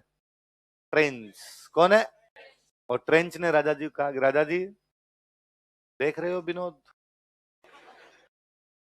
अपने से बिना पूछे अजमेर में क्या कर लिया है अपनी तो कोई पूछताछ ही नहीं है, किसान और सामंत अपने आप ही समझौता कर रहे हैं, आपको तो पूछा ही नहीं राजा जी। राजा जी ने कहा हाँ यार वो मैंने सुना था कि किसानों का और सामंत का मैटर था, उन्होंने बातचीत कर ली। अरे कि सर मैटर को हल्के में मत लो इतना, आज किसानों ने सामंत को समझौता करवाया है, कल को किसान सामंत को मार दे, परसों तो किसान कह देंगे हम तो राजा को हटाएंगे, ऐसे कोई सारी बात मान लो मतलब किसानों की।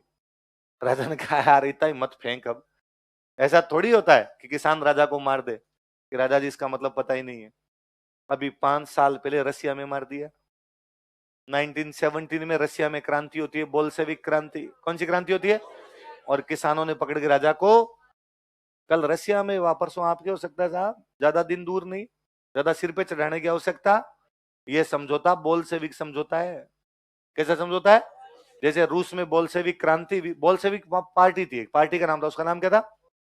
जैसे रूस में बोल्शेविक पार्टी ने क्रांति करके राजा को मार दिया, वैसे बेगू में किसानों ने सामंत को झुकाया कि समझौता कर। ये समझौता कैसा है?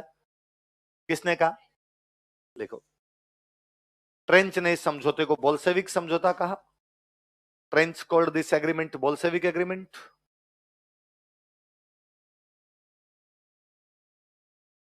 ट्रेंच ने इस समझौते को बोल्शेविक समझौता कहा। Trench called this agreement Bolshevik agreement. Star लगाना, ये सवाल पूछा हुआ खूब बार। ट्रेंच ने इस समझौते को बोल्शेविक समझौता कहा। Trench called this agreement Bolshevik agreement. तथा मेवाड़ रियासत ने इस समझौते को स्वीकार नहीं किया। And Mewar state did not accept this agreement. तथा मेवाड़ रियासत ने इस समझौते को स्वीकार नहीं किया। And Mewar state did not accept this agreement.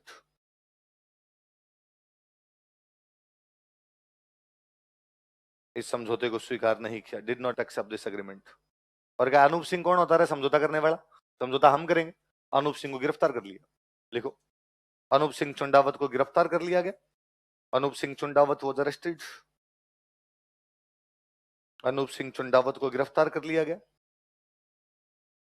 और रियासत ने कहा हम बताएंगे बेगू को कौन संभालेगा। और बेगू में एक नया बंदा भेज दिया गया कि तुम संभालो। उसका नाम था अमृतलाल। क्या नाम था? अनूप सिंह चुंडावत को गिरफ्तार कर लिया गया। Amrit Singh Chundawat was arrested. तथा अमृतलाल को बेगू का प्रशासक बना दिया गया। And Amritlal was appointed as administrator of Begu. तथा अमृतलाल को बेगू का प्रशासक बना दिया गया। And Amritlal was appointed as administrator of Begu.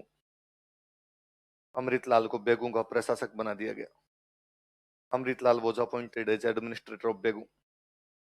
Amritlal को क्या बना दिया गया? बेगू का प्रशासक बना दिया गया। अब देखो आप, बिजोलिया में रियासत ने समझौता किया लेकिन ठिकाने ने उसको लागू। यहां पे ठिकाना समझौता कर रहा है और रियासत उसको स्वीकार, उल्टा है। आगे मैं समझ।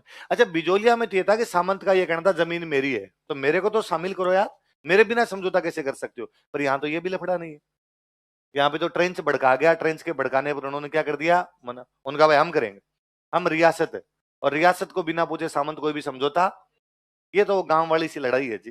गांव में कोई एक महिला पड़ोस से छाछ मांगने के लिए गई। छाछ समझो, छाछ। तो पड़ोस में छाछ मांगने गई। तो जिस घर में छाछ मांगने गई उस घर की बीननी घर पे थी। छाछ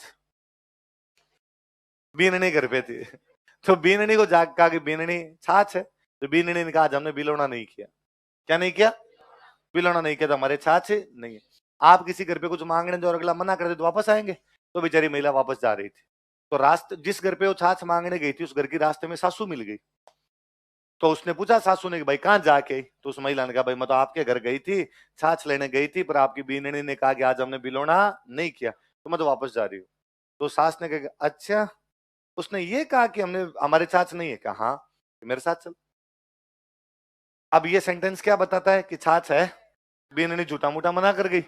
वो महिला वापस आई। वापस आके बर्तन लिया, बर्तन लेकर रसोई में गई, रसोई से वापस आई, खाली बर्तन वापस दिया और कहा आज हमने बिलोना नहीं किया, हमारे छाछ से। तो उस महिला ने कहा कि भाई जब तुम्हारी बीननी ने मना कर दिया था तो मुझे वहां से वापस क्यों ले गए? उसने कहा बीननी कौन है मना करने वाली? मना मैं कर से हूं? बीननी के पास अभी तक मना करने के अधिकार। तो मेवाड़ स्टेट वो सासू हो रखी है कि बेगू का सामंत कौन होता है? समझौता करने वाला। समझौता हम करें। और ट्रेंच को बना दिया जांच अधिकारी। ट्रेंच को क्या बना दिया? कि ट्रेंच जा मामले को जांच करके, तेरे को मामला पता है बोल सेविक समझौता क्या क्या होता है, तू कई बातें जानता है। ट्रेंच आया बेगू। ट्रेंच ने आगे बेगू में किसानों को आगे लो, आओ भाई समस्या बताओ क्या है तुम्हारे। किसानों ने कहा हमारे एक ही समस्या है साहब। ट्रेंच ने कहा हाँ हाँ वही तो बताओगे। तू मंगते लिचड़, हमारा डंका भला समझौता हो गया था अजमेर में, तू बेटा बेटा भड़का रहा था वहां पे कि नहीं ये तो बोल सेविक समझौता, हम तेरे से तो कोई बातचीत थी। तो किसानों ने ट्रेंच का क्या कर दिया? किसान ट्रेंच के पास जाए नहीं। एक दिन ट्रेंच को समाचार मिला कि किसान एक गांव में इकट्ठे हो रखे हैं। गांव का नाम था गोविंदपुरा। क्या नाम था? गोविंदपुरा गांव में किसान मीटिंग कर रहे हैं। वो दिन था 13 जुलाई 1923। कौन सा दिन था? 13 जुलाई 1923। कौन से गांव में इकट्ठे हो रखे? ट्रेंच वहां गया। ट्रेंच ने कहा किसान मेरे पास नहीं आ रहे, मैं किसानों के पास चला जाता हूँ। ट्रेंच वहां गया। किसानों ने जैसे देखा कि कौन आ रहा है, किसानों का खड़े हो जाओ, इस गोरिये से तो आज बात करें, निकल बात। इसलिए किसान खड़े होकर चल पड़े। ट्रेंच को गुस्सा आया। ट्रेंच फायरिंग कर गया। 2 किसान शहीद हो गए। कहां पर शहीद हुए? कब हुए? किसकी फायरिंग में? लिखो गोविंदपुरा हत्याकांड, गोविंदपुरा ट्रेजेडी।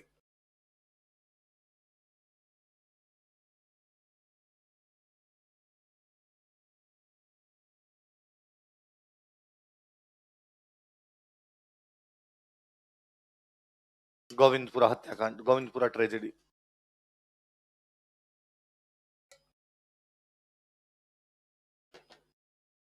लिखो। ट्रेंच ने किसानों की सभा पर फायरिंग कर दी। Trench open firing on farmers assembly. Trench ने किसानों की सभा पर फायरिंग कर दी। Trench open firing on farmers assembly. Trench ने किसानों की सभा पर फायरिंग कर दी। Trench open firing on farmers assembly. तथा इसमें 2 किसान शहीद हो गए and 2 farmers were martyred in it. तथा इसमें 2 किसान शहीद हो गए and 2 farmers were martyred in it.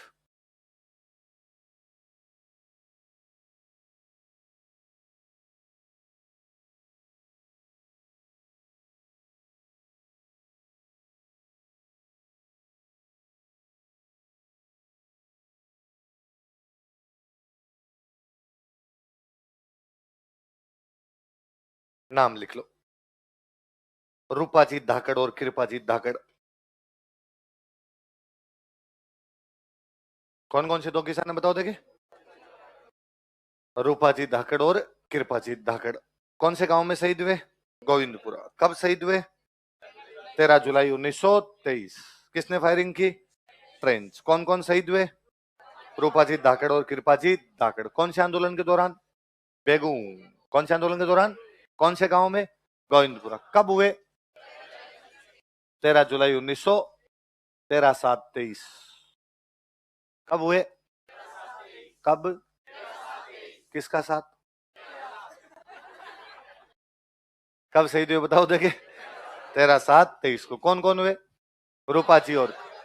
अब ये यूं मामला हुआ रहा, सरकार ने कहा पहले नेता को गिरफ्तार करो। नेतागिरी कौन करता है इनके? कसाब इनका नेता रामनारायण, तो उसको और गिरफ्तार करो।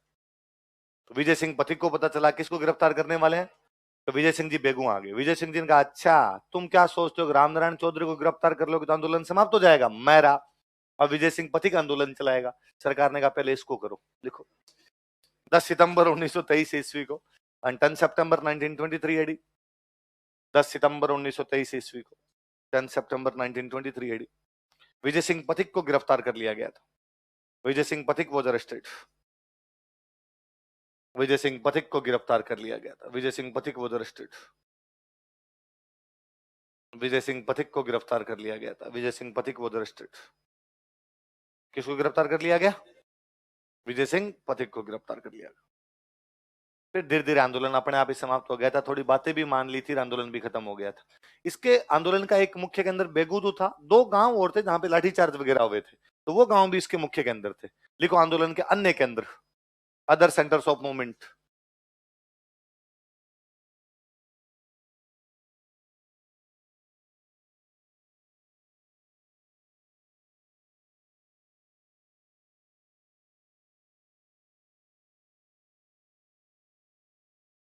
देख लो चांद खेड़ी और मंडावरी।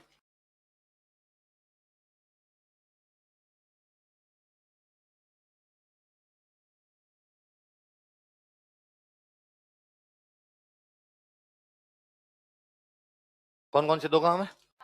अब कोई पूछ लेगा चांद खेड़ी व मंडावरी कौन से आंदोलन से जुड़े हुए हैं, तो कौन से आंदोलन से? देखो उतार ली।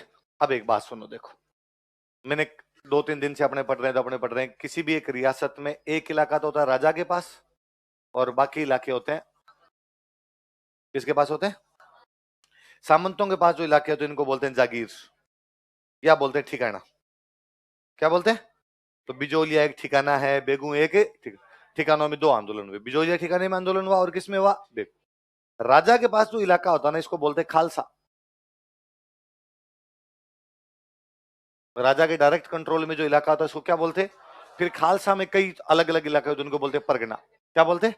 तो राजा का इलाका तो क्या कहलाता? खालसा। वह भूमि जो डायरेक्ट राजा के कंट्रोल में होती क्या कहलाती? खालसा। वह भूमि जो राजा सामंतों को दे दिया करता क्या कहलाती? जागीर या ठीक। तो इस खालसा में भी एक आंदोलन हो गया था। तो मेवाड़ के 2 तो ठिकानों में आंदोलन हुए, कौन कौन से? बिजोलिया और बेगू। एक मेवाड़ के कौन से क्षेत्र में हुआ? खालसा। लिखो मेवाड़ के खालसा क्षेत्र का आंदोलन, movement of Khalsa region of Mewar.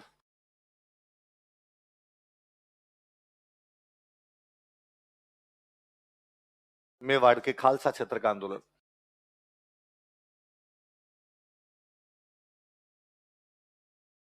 Movement of Khalsa region of Mewar, Mewar के खालसा क्षेत्र का आंदोलन।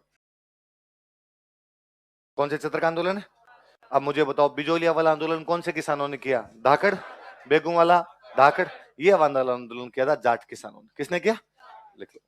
यह आंदोलन जाट किसानों द्वारा प्रारंभ किया गया था। This movement was started by Jat farmers. यह आंदोलन जाट किसानों द्वारा प्रारंभ किया गया था। This movement was started by Jat farmers.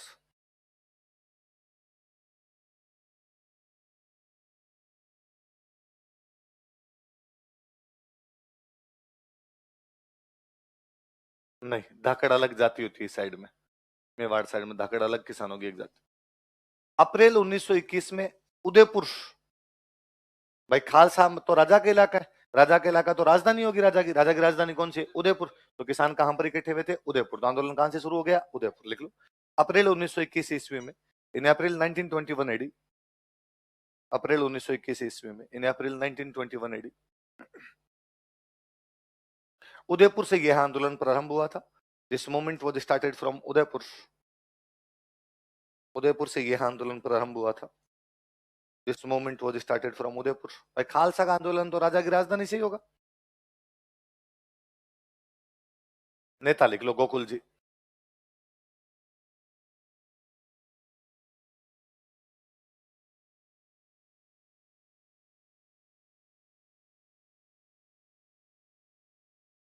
नेता गोकुल जी, लीडर। नेता कौन है? गोकुल जी नेता है इसके। कहा भाई कैसे करें? उदयपुर में इकट्ठे हुए, क्या किया जाए? तो कहा पहले तो एक मीटिंग करते हैं, मीटिंग में डिसीजन लेंगे क्या करना है क्या नहीं करना है। तो एक सम्मेलन बुलाया गया। उदयपुर में गांव पड़ता पोड़ोली। कौन सा गांव था? लिखो, पोड़ोली सम्मेलन, पोड़ोली कॉन्फ्रेंस।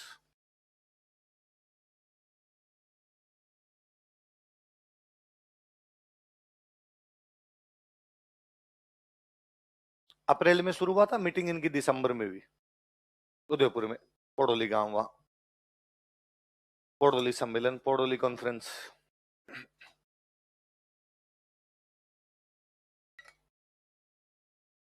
यहां पे बैठ के दो बातें तय की इन्होंने। कहा एक तो आंदोलन वैसे ही चलाएंगे जैसा बिजोलिया में चल रहा है। कहां पे चल रहा है? अहिंसक संगठन बना के एकदम वैसे आंदोलन चलाया जाएगा। क्योंकि देखो 1921 का साल वो है जब बिजोलिया अपने पीक पे, बिजोलिया पीक पे पहुंचा हुआ है कि कांग्रेस के अधिवेशनों में बात उठ रही है, तिलक और गांधी जी लेटर लिख लिख के भेज रहे हैं, उधर अंग्रेजों का दबाव आ रहा है। इसलिए 1921 में बिजोलिया अपने पीक पे था, इसलिए 1921 में शुरू हुआ बेगू, 1921 में आपका शुरू हो रहा है खालसा। असर पड़ेगा ना, एक जगह पे तो बाकी जगह पे असर पड़ना है अपने आप। तो कहा आंदोलन वैसे ही चलाया जाएगा जैसे, कैसे, कहां पे चलाया जा रहा है? बिजोलिया। तो यार बिजोलिया वालों ने तो मीटिंग बुलाई थी अपनी हरियाली अमावस्या के दिन। कब बुलाई थी? अपने भी कोई मेले वेले के दिन मीटिंग बुलाते हैं, तो मेले में जब मीटिंग बुलाते हैं तो भीड़ अपने आप आ जाती है। वरना तो क्या भीड़ को बुलाना पड़ता? भाई आज तो ट्रांसपोर्टेशन कम्युनिकेशन हो गया, तो लोगों को गाड़ियों में डाल डाल के लेके आ जाओ, फोन कर दो तुम आए तो अपने आप आ जाए। जब ये चीजें नहीं थी तो लोग इकट्ठे कैसे होंगे? तो वेट करते कोई मेला आए, मेले में लोगों को कहने की आवश्यकता नहीं, लोग अपने आप इकट्ठे होंगे, अपने जाकर भाषण दे देंगे। अब तो नेता आता है, उसकी सूचना दी जाती है कि नेता आ रहा है, जनता सुनने आ जाती है। पहले जनता आती थी, नेता सूचना लेता है कब आ रही है जनता, मैं जाऊंगा वहां। तो क्या कोई मेला आने दो पास में। चित्तौड़गढ़ में एक जगह पड़ती है मातृकुंडिया। कौन सी जगह? कहां पर है? यहाँ पे वैशाख पूर्णिमा का बहुत बड़ा मेला पड़ता है। किसका मेला पड़ता है?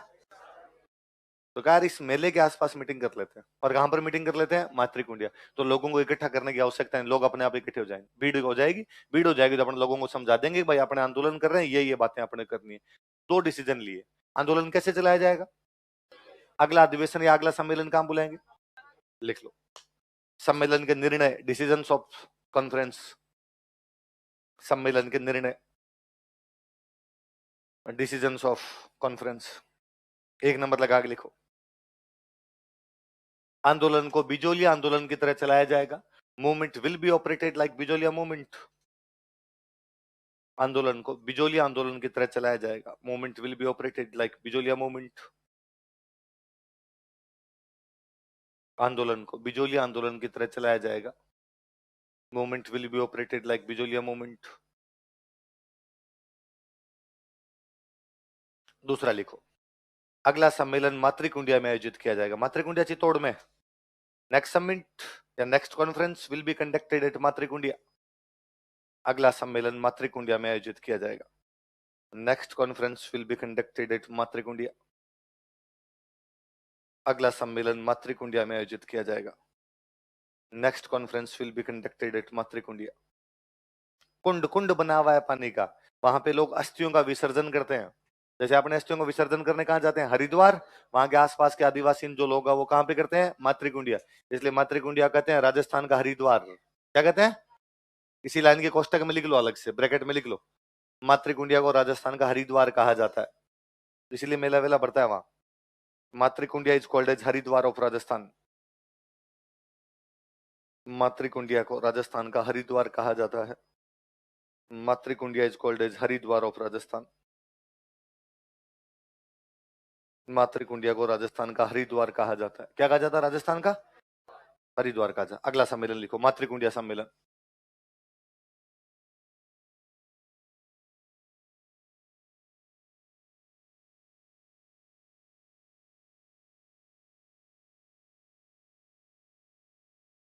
मई 1922। मई में वो मेला बढ़ता है, वैसाख वाला।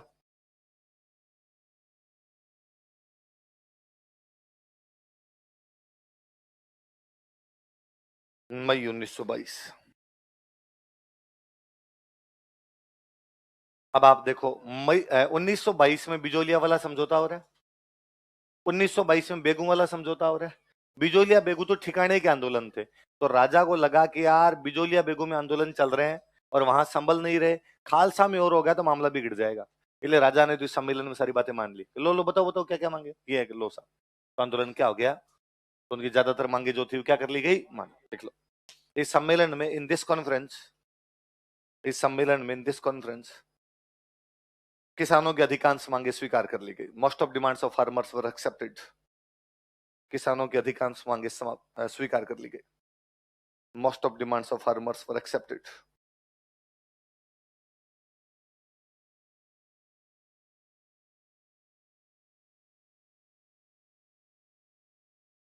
अधिकांश मांगे स्वीकार कर ली गई। Most of demands of farmers were accepted. अच्छा, डिमांड थी क्या? एक बड़ी जोरदार डिमांड थी। भारत में दो जगह पे अफीम की खेती होती है। एक तो होती है बिहार, कहां पे होती है? बिहार। एक होती मालवा, कहां पर होती? मालवा मतलब ये मध्य प्रदेश का टच करता हुआ अपना भाग, तो इसमें अपने भी कुछ इलाके थे, कोटा, झालावाड़, चित्तौड़गढ़। कौन कौन से? अब भी होती, अभी अपने कोटा, झालावाड़, चित्तौड़गढ़ में अफीम होती है। एक होती है बिहार में, एक होती है अपने कोटा, झालावाड़, चित्तौड़गढ़, मालवा वाला बेल्ट। बिहार अंग्रेजों के पास है, अपने वाला इलाका अपने राजाओं के पास है। अंग्रेज बिहार के अफीम को चाइना बेचते। कहां बेचते? बिहार से अफीम लेते, कहां बेचते? मतलब अफीम को लेके अंग्रेजों के और चाइना के बीच में दो लड़ाइयां हुई है। कभी कोई पूछे अफीम युद्ध किस किस के बीच लड़े गए? ब्रिटिशर्स और चाइना के बीच में। कौन से युद्ध लड़े गए? अफीम। तो बिहार की अफीम वहां जाती, चाइना वाले कहते अफीम खाएंगे नहीं, अंग्रेजों का खिलाएंगे। खानी चाहिए तुम्हें, तुम्हारी आंखें खुलती नहीं है ज्यादा, थोड़ी खाओ एक बार तो थोड़ी भाई साहब हो तरटी आएगी, तो थोड़ी आंखें खुलेगी तुम्हारी। तो अंग्रेज जबरदस्ती बेचते। अब जब चाइना वाले खाने ही लग गए, अपने चित्तौड़ वालों को पता चला कि चाइना वाले क्या खाते हैं? अफीम। तो अपने चित्तौड़ वालों ने भी कहां बेचनी शुरू कर दी। आप सोचो, चित्तौड़ से अफीम कहां जाती है? चित्तौड़ टू क्या जा रही है? अच्छा, अब लाइसेंस तो था नहीं, क्योंकि लाइसेंस तो अंग्रेजों के पास है, अंग्रेज बेचते हैं, तो अपने वालों ने इलीगल बेचने शुरू की। का लाइसेंस की आवश्यकता नहीं, तस्करी क्या करनी शुरू की। पर अपने वाले अफीम बहुत अच्छी थी, बिहार वाली अफीम इतनी अच्छी नहीं। अब चाइना वालों को जब पता चला कि ओरिजिनल माल तो इधर है, तो चाइना वालों ने वो बिहार वाले तो लेने की बंद और कौन सी खरीदनी शुरू कर दी। अब बेचारे अंग्रेज चाइना वालों के पास जाकर था, और भाई साहब माल ले रहे हो गया? और ना ना जरूरत ही नहीं, क्या बात करते हो यार, 3 महीने पहले लिया था, आजकल कम खानी शुरू कर दी। उसने कहा ना, आजकल तो ज्यादा खाता हूँ। तो फिर खत्म नहीं हुई, उसने कहा हो गई थी और ले ली। किससे ली? क्यों आए थे कोई एक चित्तौड़ से, उनसे ली। तो अंग्रेजों को पता चला कि चित्तौड़ से इलीगल तरीके से अफीम कहां पर आ रही है, तो अंग्रेजों को बिजनेस में घाटा होने लग गया। अंग्रेज बिजनेसमैन थे, उनको बिजनेस में घाटा नहीं चाहिए। तो अंग्रेजों ने अपने राजा से बात की। अंग्रेजों को लगा जब अच्छी अफीम यहाँ की, तो ये अपने खरीद लेते हैं। अपने राजा को कहा कि अफीम के खेत हमें दे दो, हम आपको रुपए दे देंगे। अपने राजाओं ने संधियां कर ली, अफीम संधियां। कौन सी संधियां? और अफीम के सारे खेत किसको दे दिए? खेत देने का मतलब है अब अंग्रेज तय करेंगे कौन अफीम उगा सकता है और कौन अफीम, अंग्रेज लाइसेंस जारी करते, क्या जारी करते, इसलिए आज दिन तक अफीम उगाने का लाइसेंस मिलता है। आप और कोई फसल है वो ऐसे उगा सकते हो, अफीम ऐसे उगा, ये नहीं कि आपने घर में कह दिया लो उगा लो रे है। अफीम उगाने का आपको क्या मिलेगा, बूंटे के बागर एक एक पौधे का लाइसेंस मिलता है, 50 पौधों का लाइसेंस है, 100 पौधों का लाइसेंस है, वैसे लाइसेंस मिलते हैं। आप ज्यादा कम ज्यादा नहीं कर सकते उसमें, तो अंग्रेज अफीम के लाइसेंस देते। अब लाइसेंस देंगे तो क्या सबको मिल जाएंगे, नहीं मिलेंगे भाई, कुछ किसानों को मिलेंगे, कुछ किसान रह जाएंगे। तो जो किसान रह गए उनको नुकसान हो गया ना भाई, पहले अफीम की बिक्री उनकी भी हो रही थी, अब नहीं भी। इस अफीम के चक्कर में ये आंदोलन कर रहे थे कि भाई हमारे अफीम की खेती आपने बंद करवा दी, अफीम खेती बंद करवा दी तो हमारे नुकसान हो गया, हमें उसका मुआवजा दो, क्या दो, कंपनसेट करो यार हमें। राजा ने कहा कंपनसेट कर देंगे, तो राजा ने अफीम की खेती का क्या दे दिया था, मुआवजा, लिख लो, किसानों को अफीम की खेती का मुआवजा दे दिया गया था। Compensation of opium agriculture was given to farmers, किसानों को अफीम की खेती का मुआवजा दे दिया गया था। Compensation of opium agriculture was given to farmers, किसानों को अफीम की खेती का मुआवजा दे दिया गया था। Compensation of opium agriculture was given to farmers. तब कोई पूछे कि अफीम की खेती के लिए कौन सा आंदोलन हुआ था, तो खालसा क्षेत्र का आंदोलन, कौन सा, याद रह जाएगा। दो तीन बातें याद रखें, दो सम्मेलन याद रख लेना और कुछ नहीं। अगला लिखो बूंदी किसान आंदोलन, बूंदिया इसका एक नाम हो रहा है, बरड़ किसान आंदोलन, बरड़ जगह का नाम था वहां।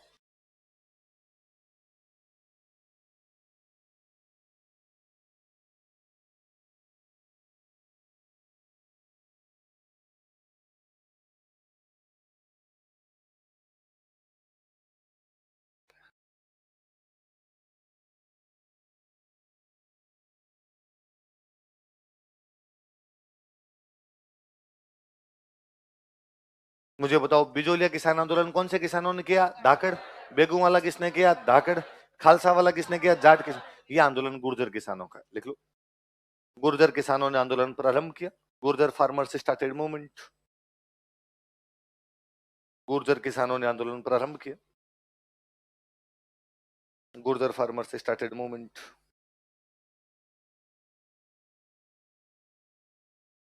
गुर्जर किसानों ने आंदोलन प्रारंभ किया। Gurjar farmers started movement.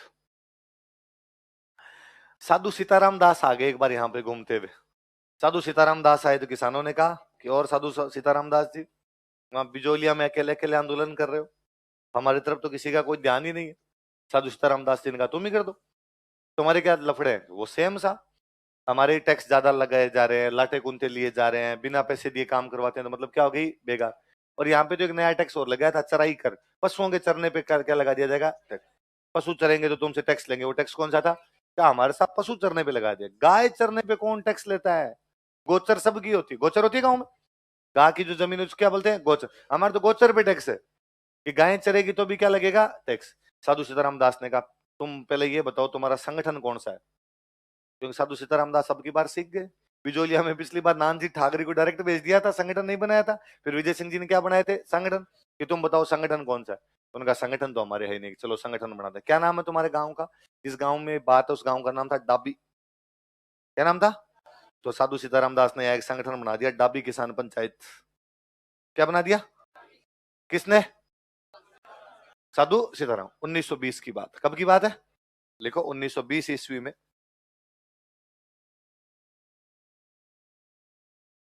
इन 1920 एडी साधु सीताराम दास ने डाबी किसान पंचायत की स्थापना की।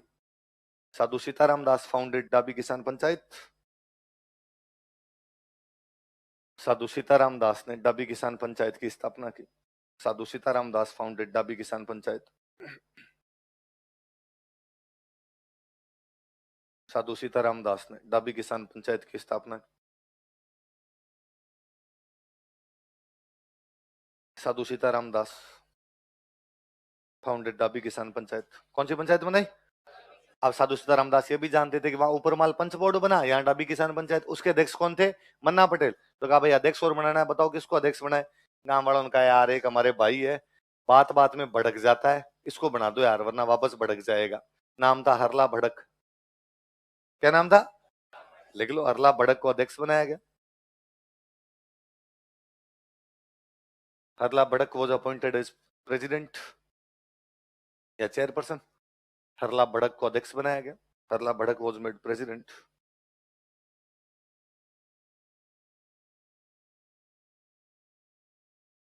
आंदोलन ढंग से शुरू होता है 1922। कब शुरू होता है? लिख लो 1922। वही 22 के आसपास सब तरफ ही चल रही है वो चीजें। 1922 ईस्वी में आंदोलन प्रारंभ हुआ। Movement was started from 1922 AD. 1922 ईस्वी में आंदोलन प्रारंभ हुआ। Movement was started from 1922 AD. कब आंदोलन शुरू हुआ? क्या करें किसानों ने कहा, तो किसानों की समस्या वो आ रही कि चराई कर, कि पशुओं के चरने पे क्या लगा दिया? टैक्स। कि भाई जिसके पशु गोचर में जाके चरेंगे उसको क्या देना पड़ेगा? टैक्स। किसानों का गोचर पे कब्जे कर लो। जो भी सरकार की गोचर है उन पे अपना क्या है? कब्जा। वो राजा की नहीं है, किसानों की है। तो सरकारी चारागाहों पर क्या कर लिए गए? कब्जे। बूंदी वाले किसान एक चीज से और परेशान थे, भ्रष्टाचार। कि कोई पुलिस का मामला होता और आता तो वहां पे रुपए लग जाते, जज के पास जाते तो रुपए लग जाते। आज के बाद हम पुलिस और जज के पास जाएंगे, अदालतों का क्या क्या कर दिया जाए? बहिष्कार। और सरकारी चारागाहों पर क्या कर लिया जाए? अधिकार। लिख लो, किसानों ने सरकारी चारागाहों पर अधिकार कर लिया। Farmers captured government grasslands. किसानों ने सरकारी चारागाहों पर अधिकार कर लिया। Farmers captured government grasslands. सरकारी चारागाहों पर अधिकार कर लिया। Captured government grasslands. सरकारी चारागाहों पर अधिकार कर लिया तथा अदालतों का बहिष्कार कर दिया। And boycotted courts. तथा अदालतों का बहिष्कार कर दिया।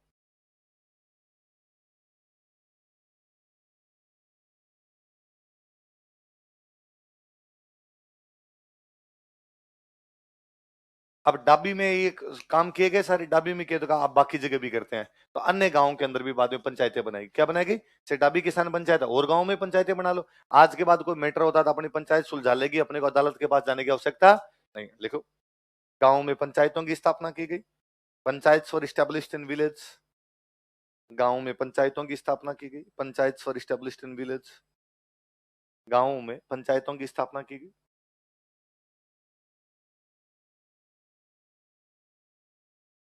जैसे कौन कौन से गांव में की? लिख लो।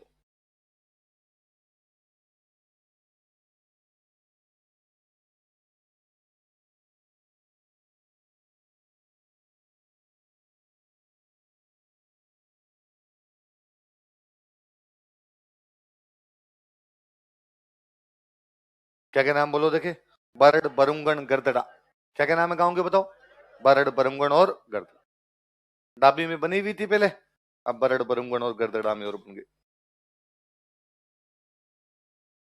बरड़ के अंदर बड़ी ज्यादा मूवमेंट हो गया, इसलिए बूंदी किसान आंदोलन का एक नाम ही और क्या पड़ गया? बरड़। तो बोले बूंदी किसान आंदोलन को बोले क्या कहो? बरड़। सरकार को लगा यार मामला गंभीर होता जा रहा है, ऐसे हर गांव के अंदर पंचायतें बनने लगी, सब गांवों में चारा गांवों पे कब्जा, अदालतों का बहिष्कार हो गया, तो फिर राज की बात मानना बंद कर देगा? फिर तो राज के पास आएगा कौन? तो एक दिन सरकार को पता चला कि डाबी गांव के अंदर किसानों की मीटिंग हो रही है। कौन सी गांव में? डाबी। डाबी में शुरुआत आई, डाबी में मीटिंग हो रही है, वहां पे सरकार फायरिंग कर देती है। लिखो, डाबी हत्याकांड, डाबी ट्रेजेडी।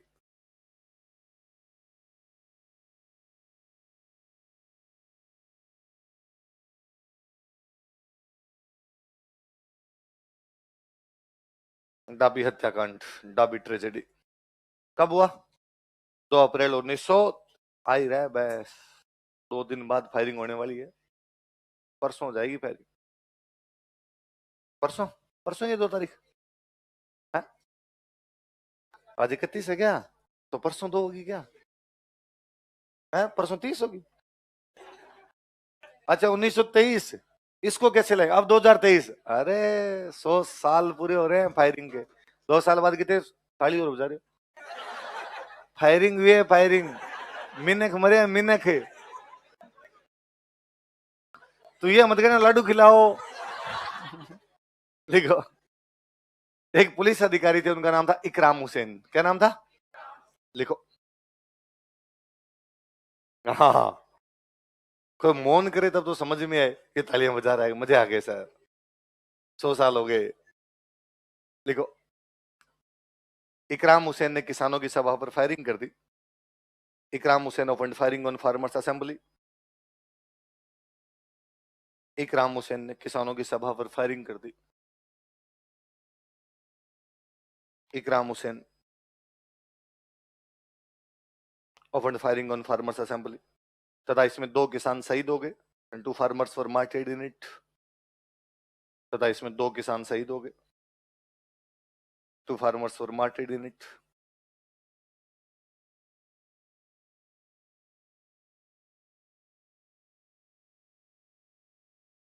एक तो भाई नानक जी भील और एक है देवीलाल गुर्जर।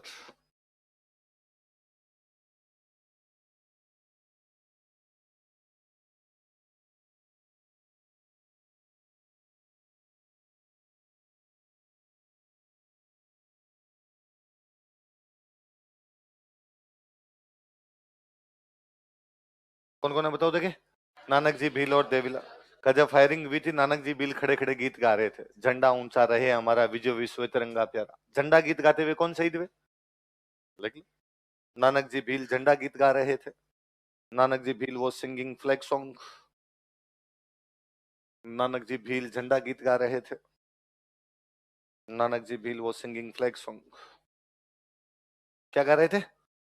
बाद में नानक जी भील की याद में माणिक्यलाल वर्मा ने एक गीत लिखा था, अर्जी। कौन सा गीत लिखा? लोगों का चलो थोड़ा नया गीत तो आया, पंछड़ी से तो बाहर आए। लिखो, नानक जी भील की याद में, in memory of Nanak ji Bhil, Nanak ji Bhil की याद में, in memory of Nanak ji Bhil, Manikyalal Verma ने झंडा गीत लिखा था। Manikyalal Verma wrote a song named, sorry अर्जी गीत लिखा था। माणिक्यलाल वर्मा ने अर्जी नामक गीत लिखा था। Manikyalal Verma wrote a song named अर्जी। माणिक्यलाल वर्मा ने अर्जी नामक गीत लिखा था। कौन सा गीत लिखा था? कल पढ़ेंगे बाकी।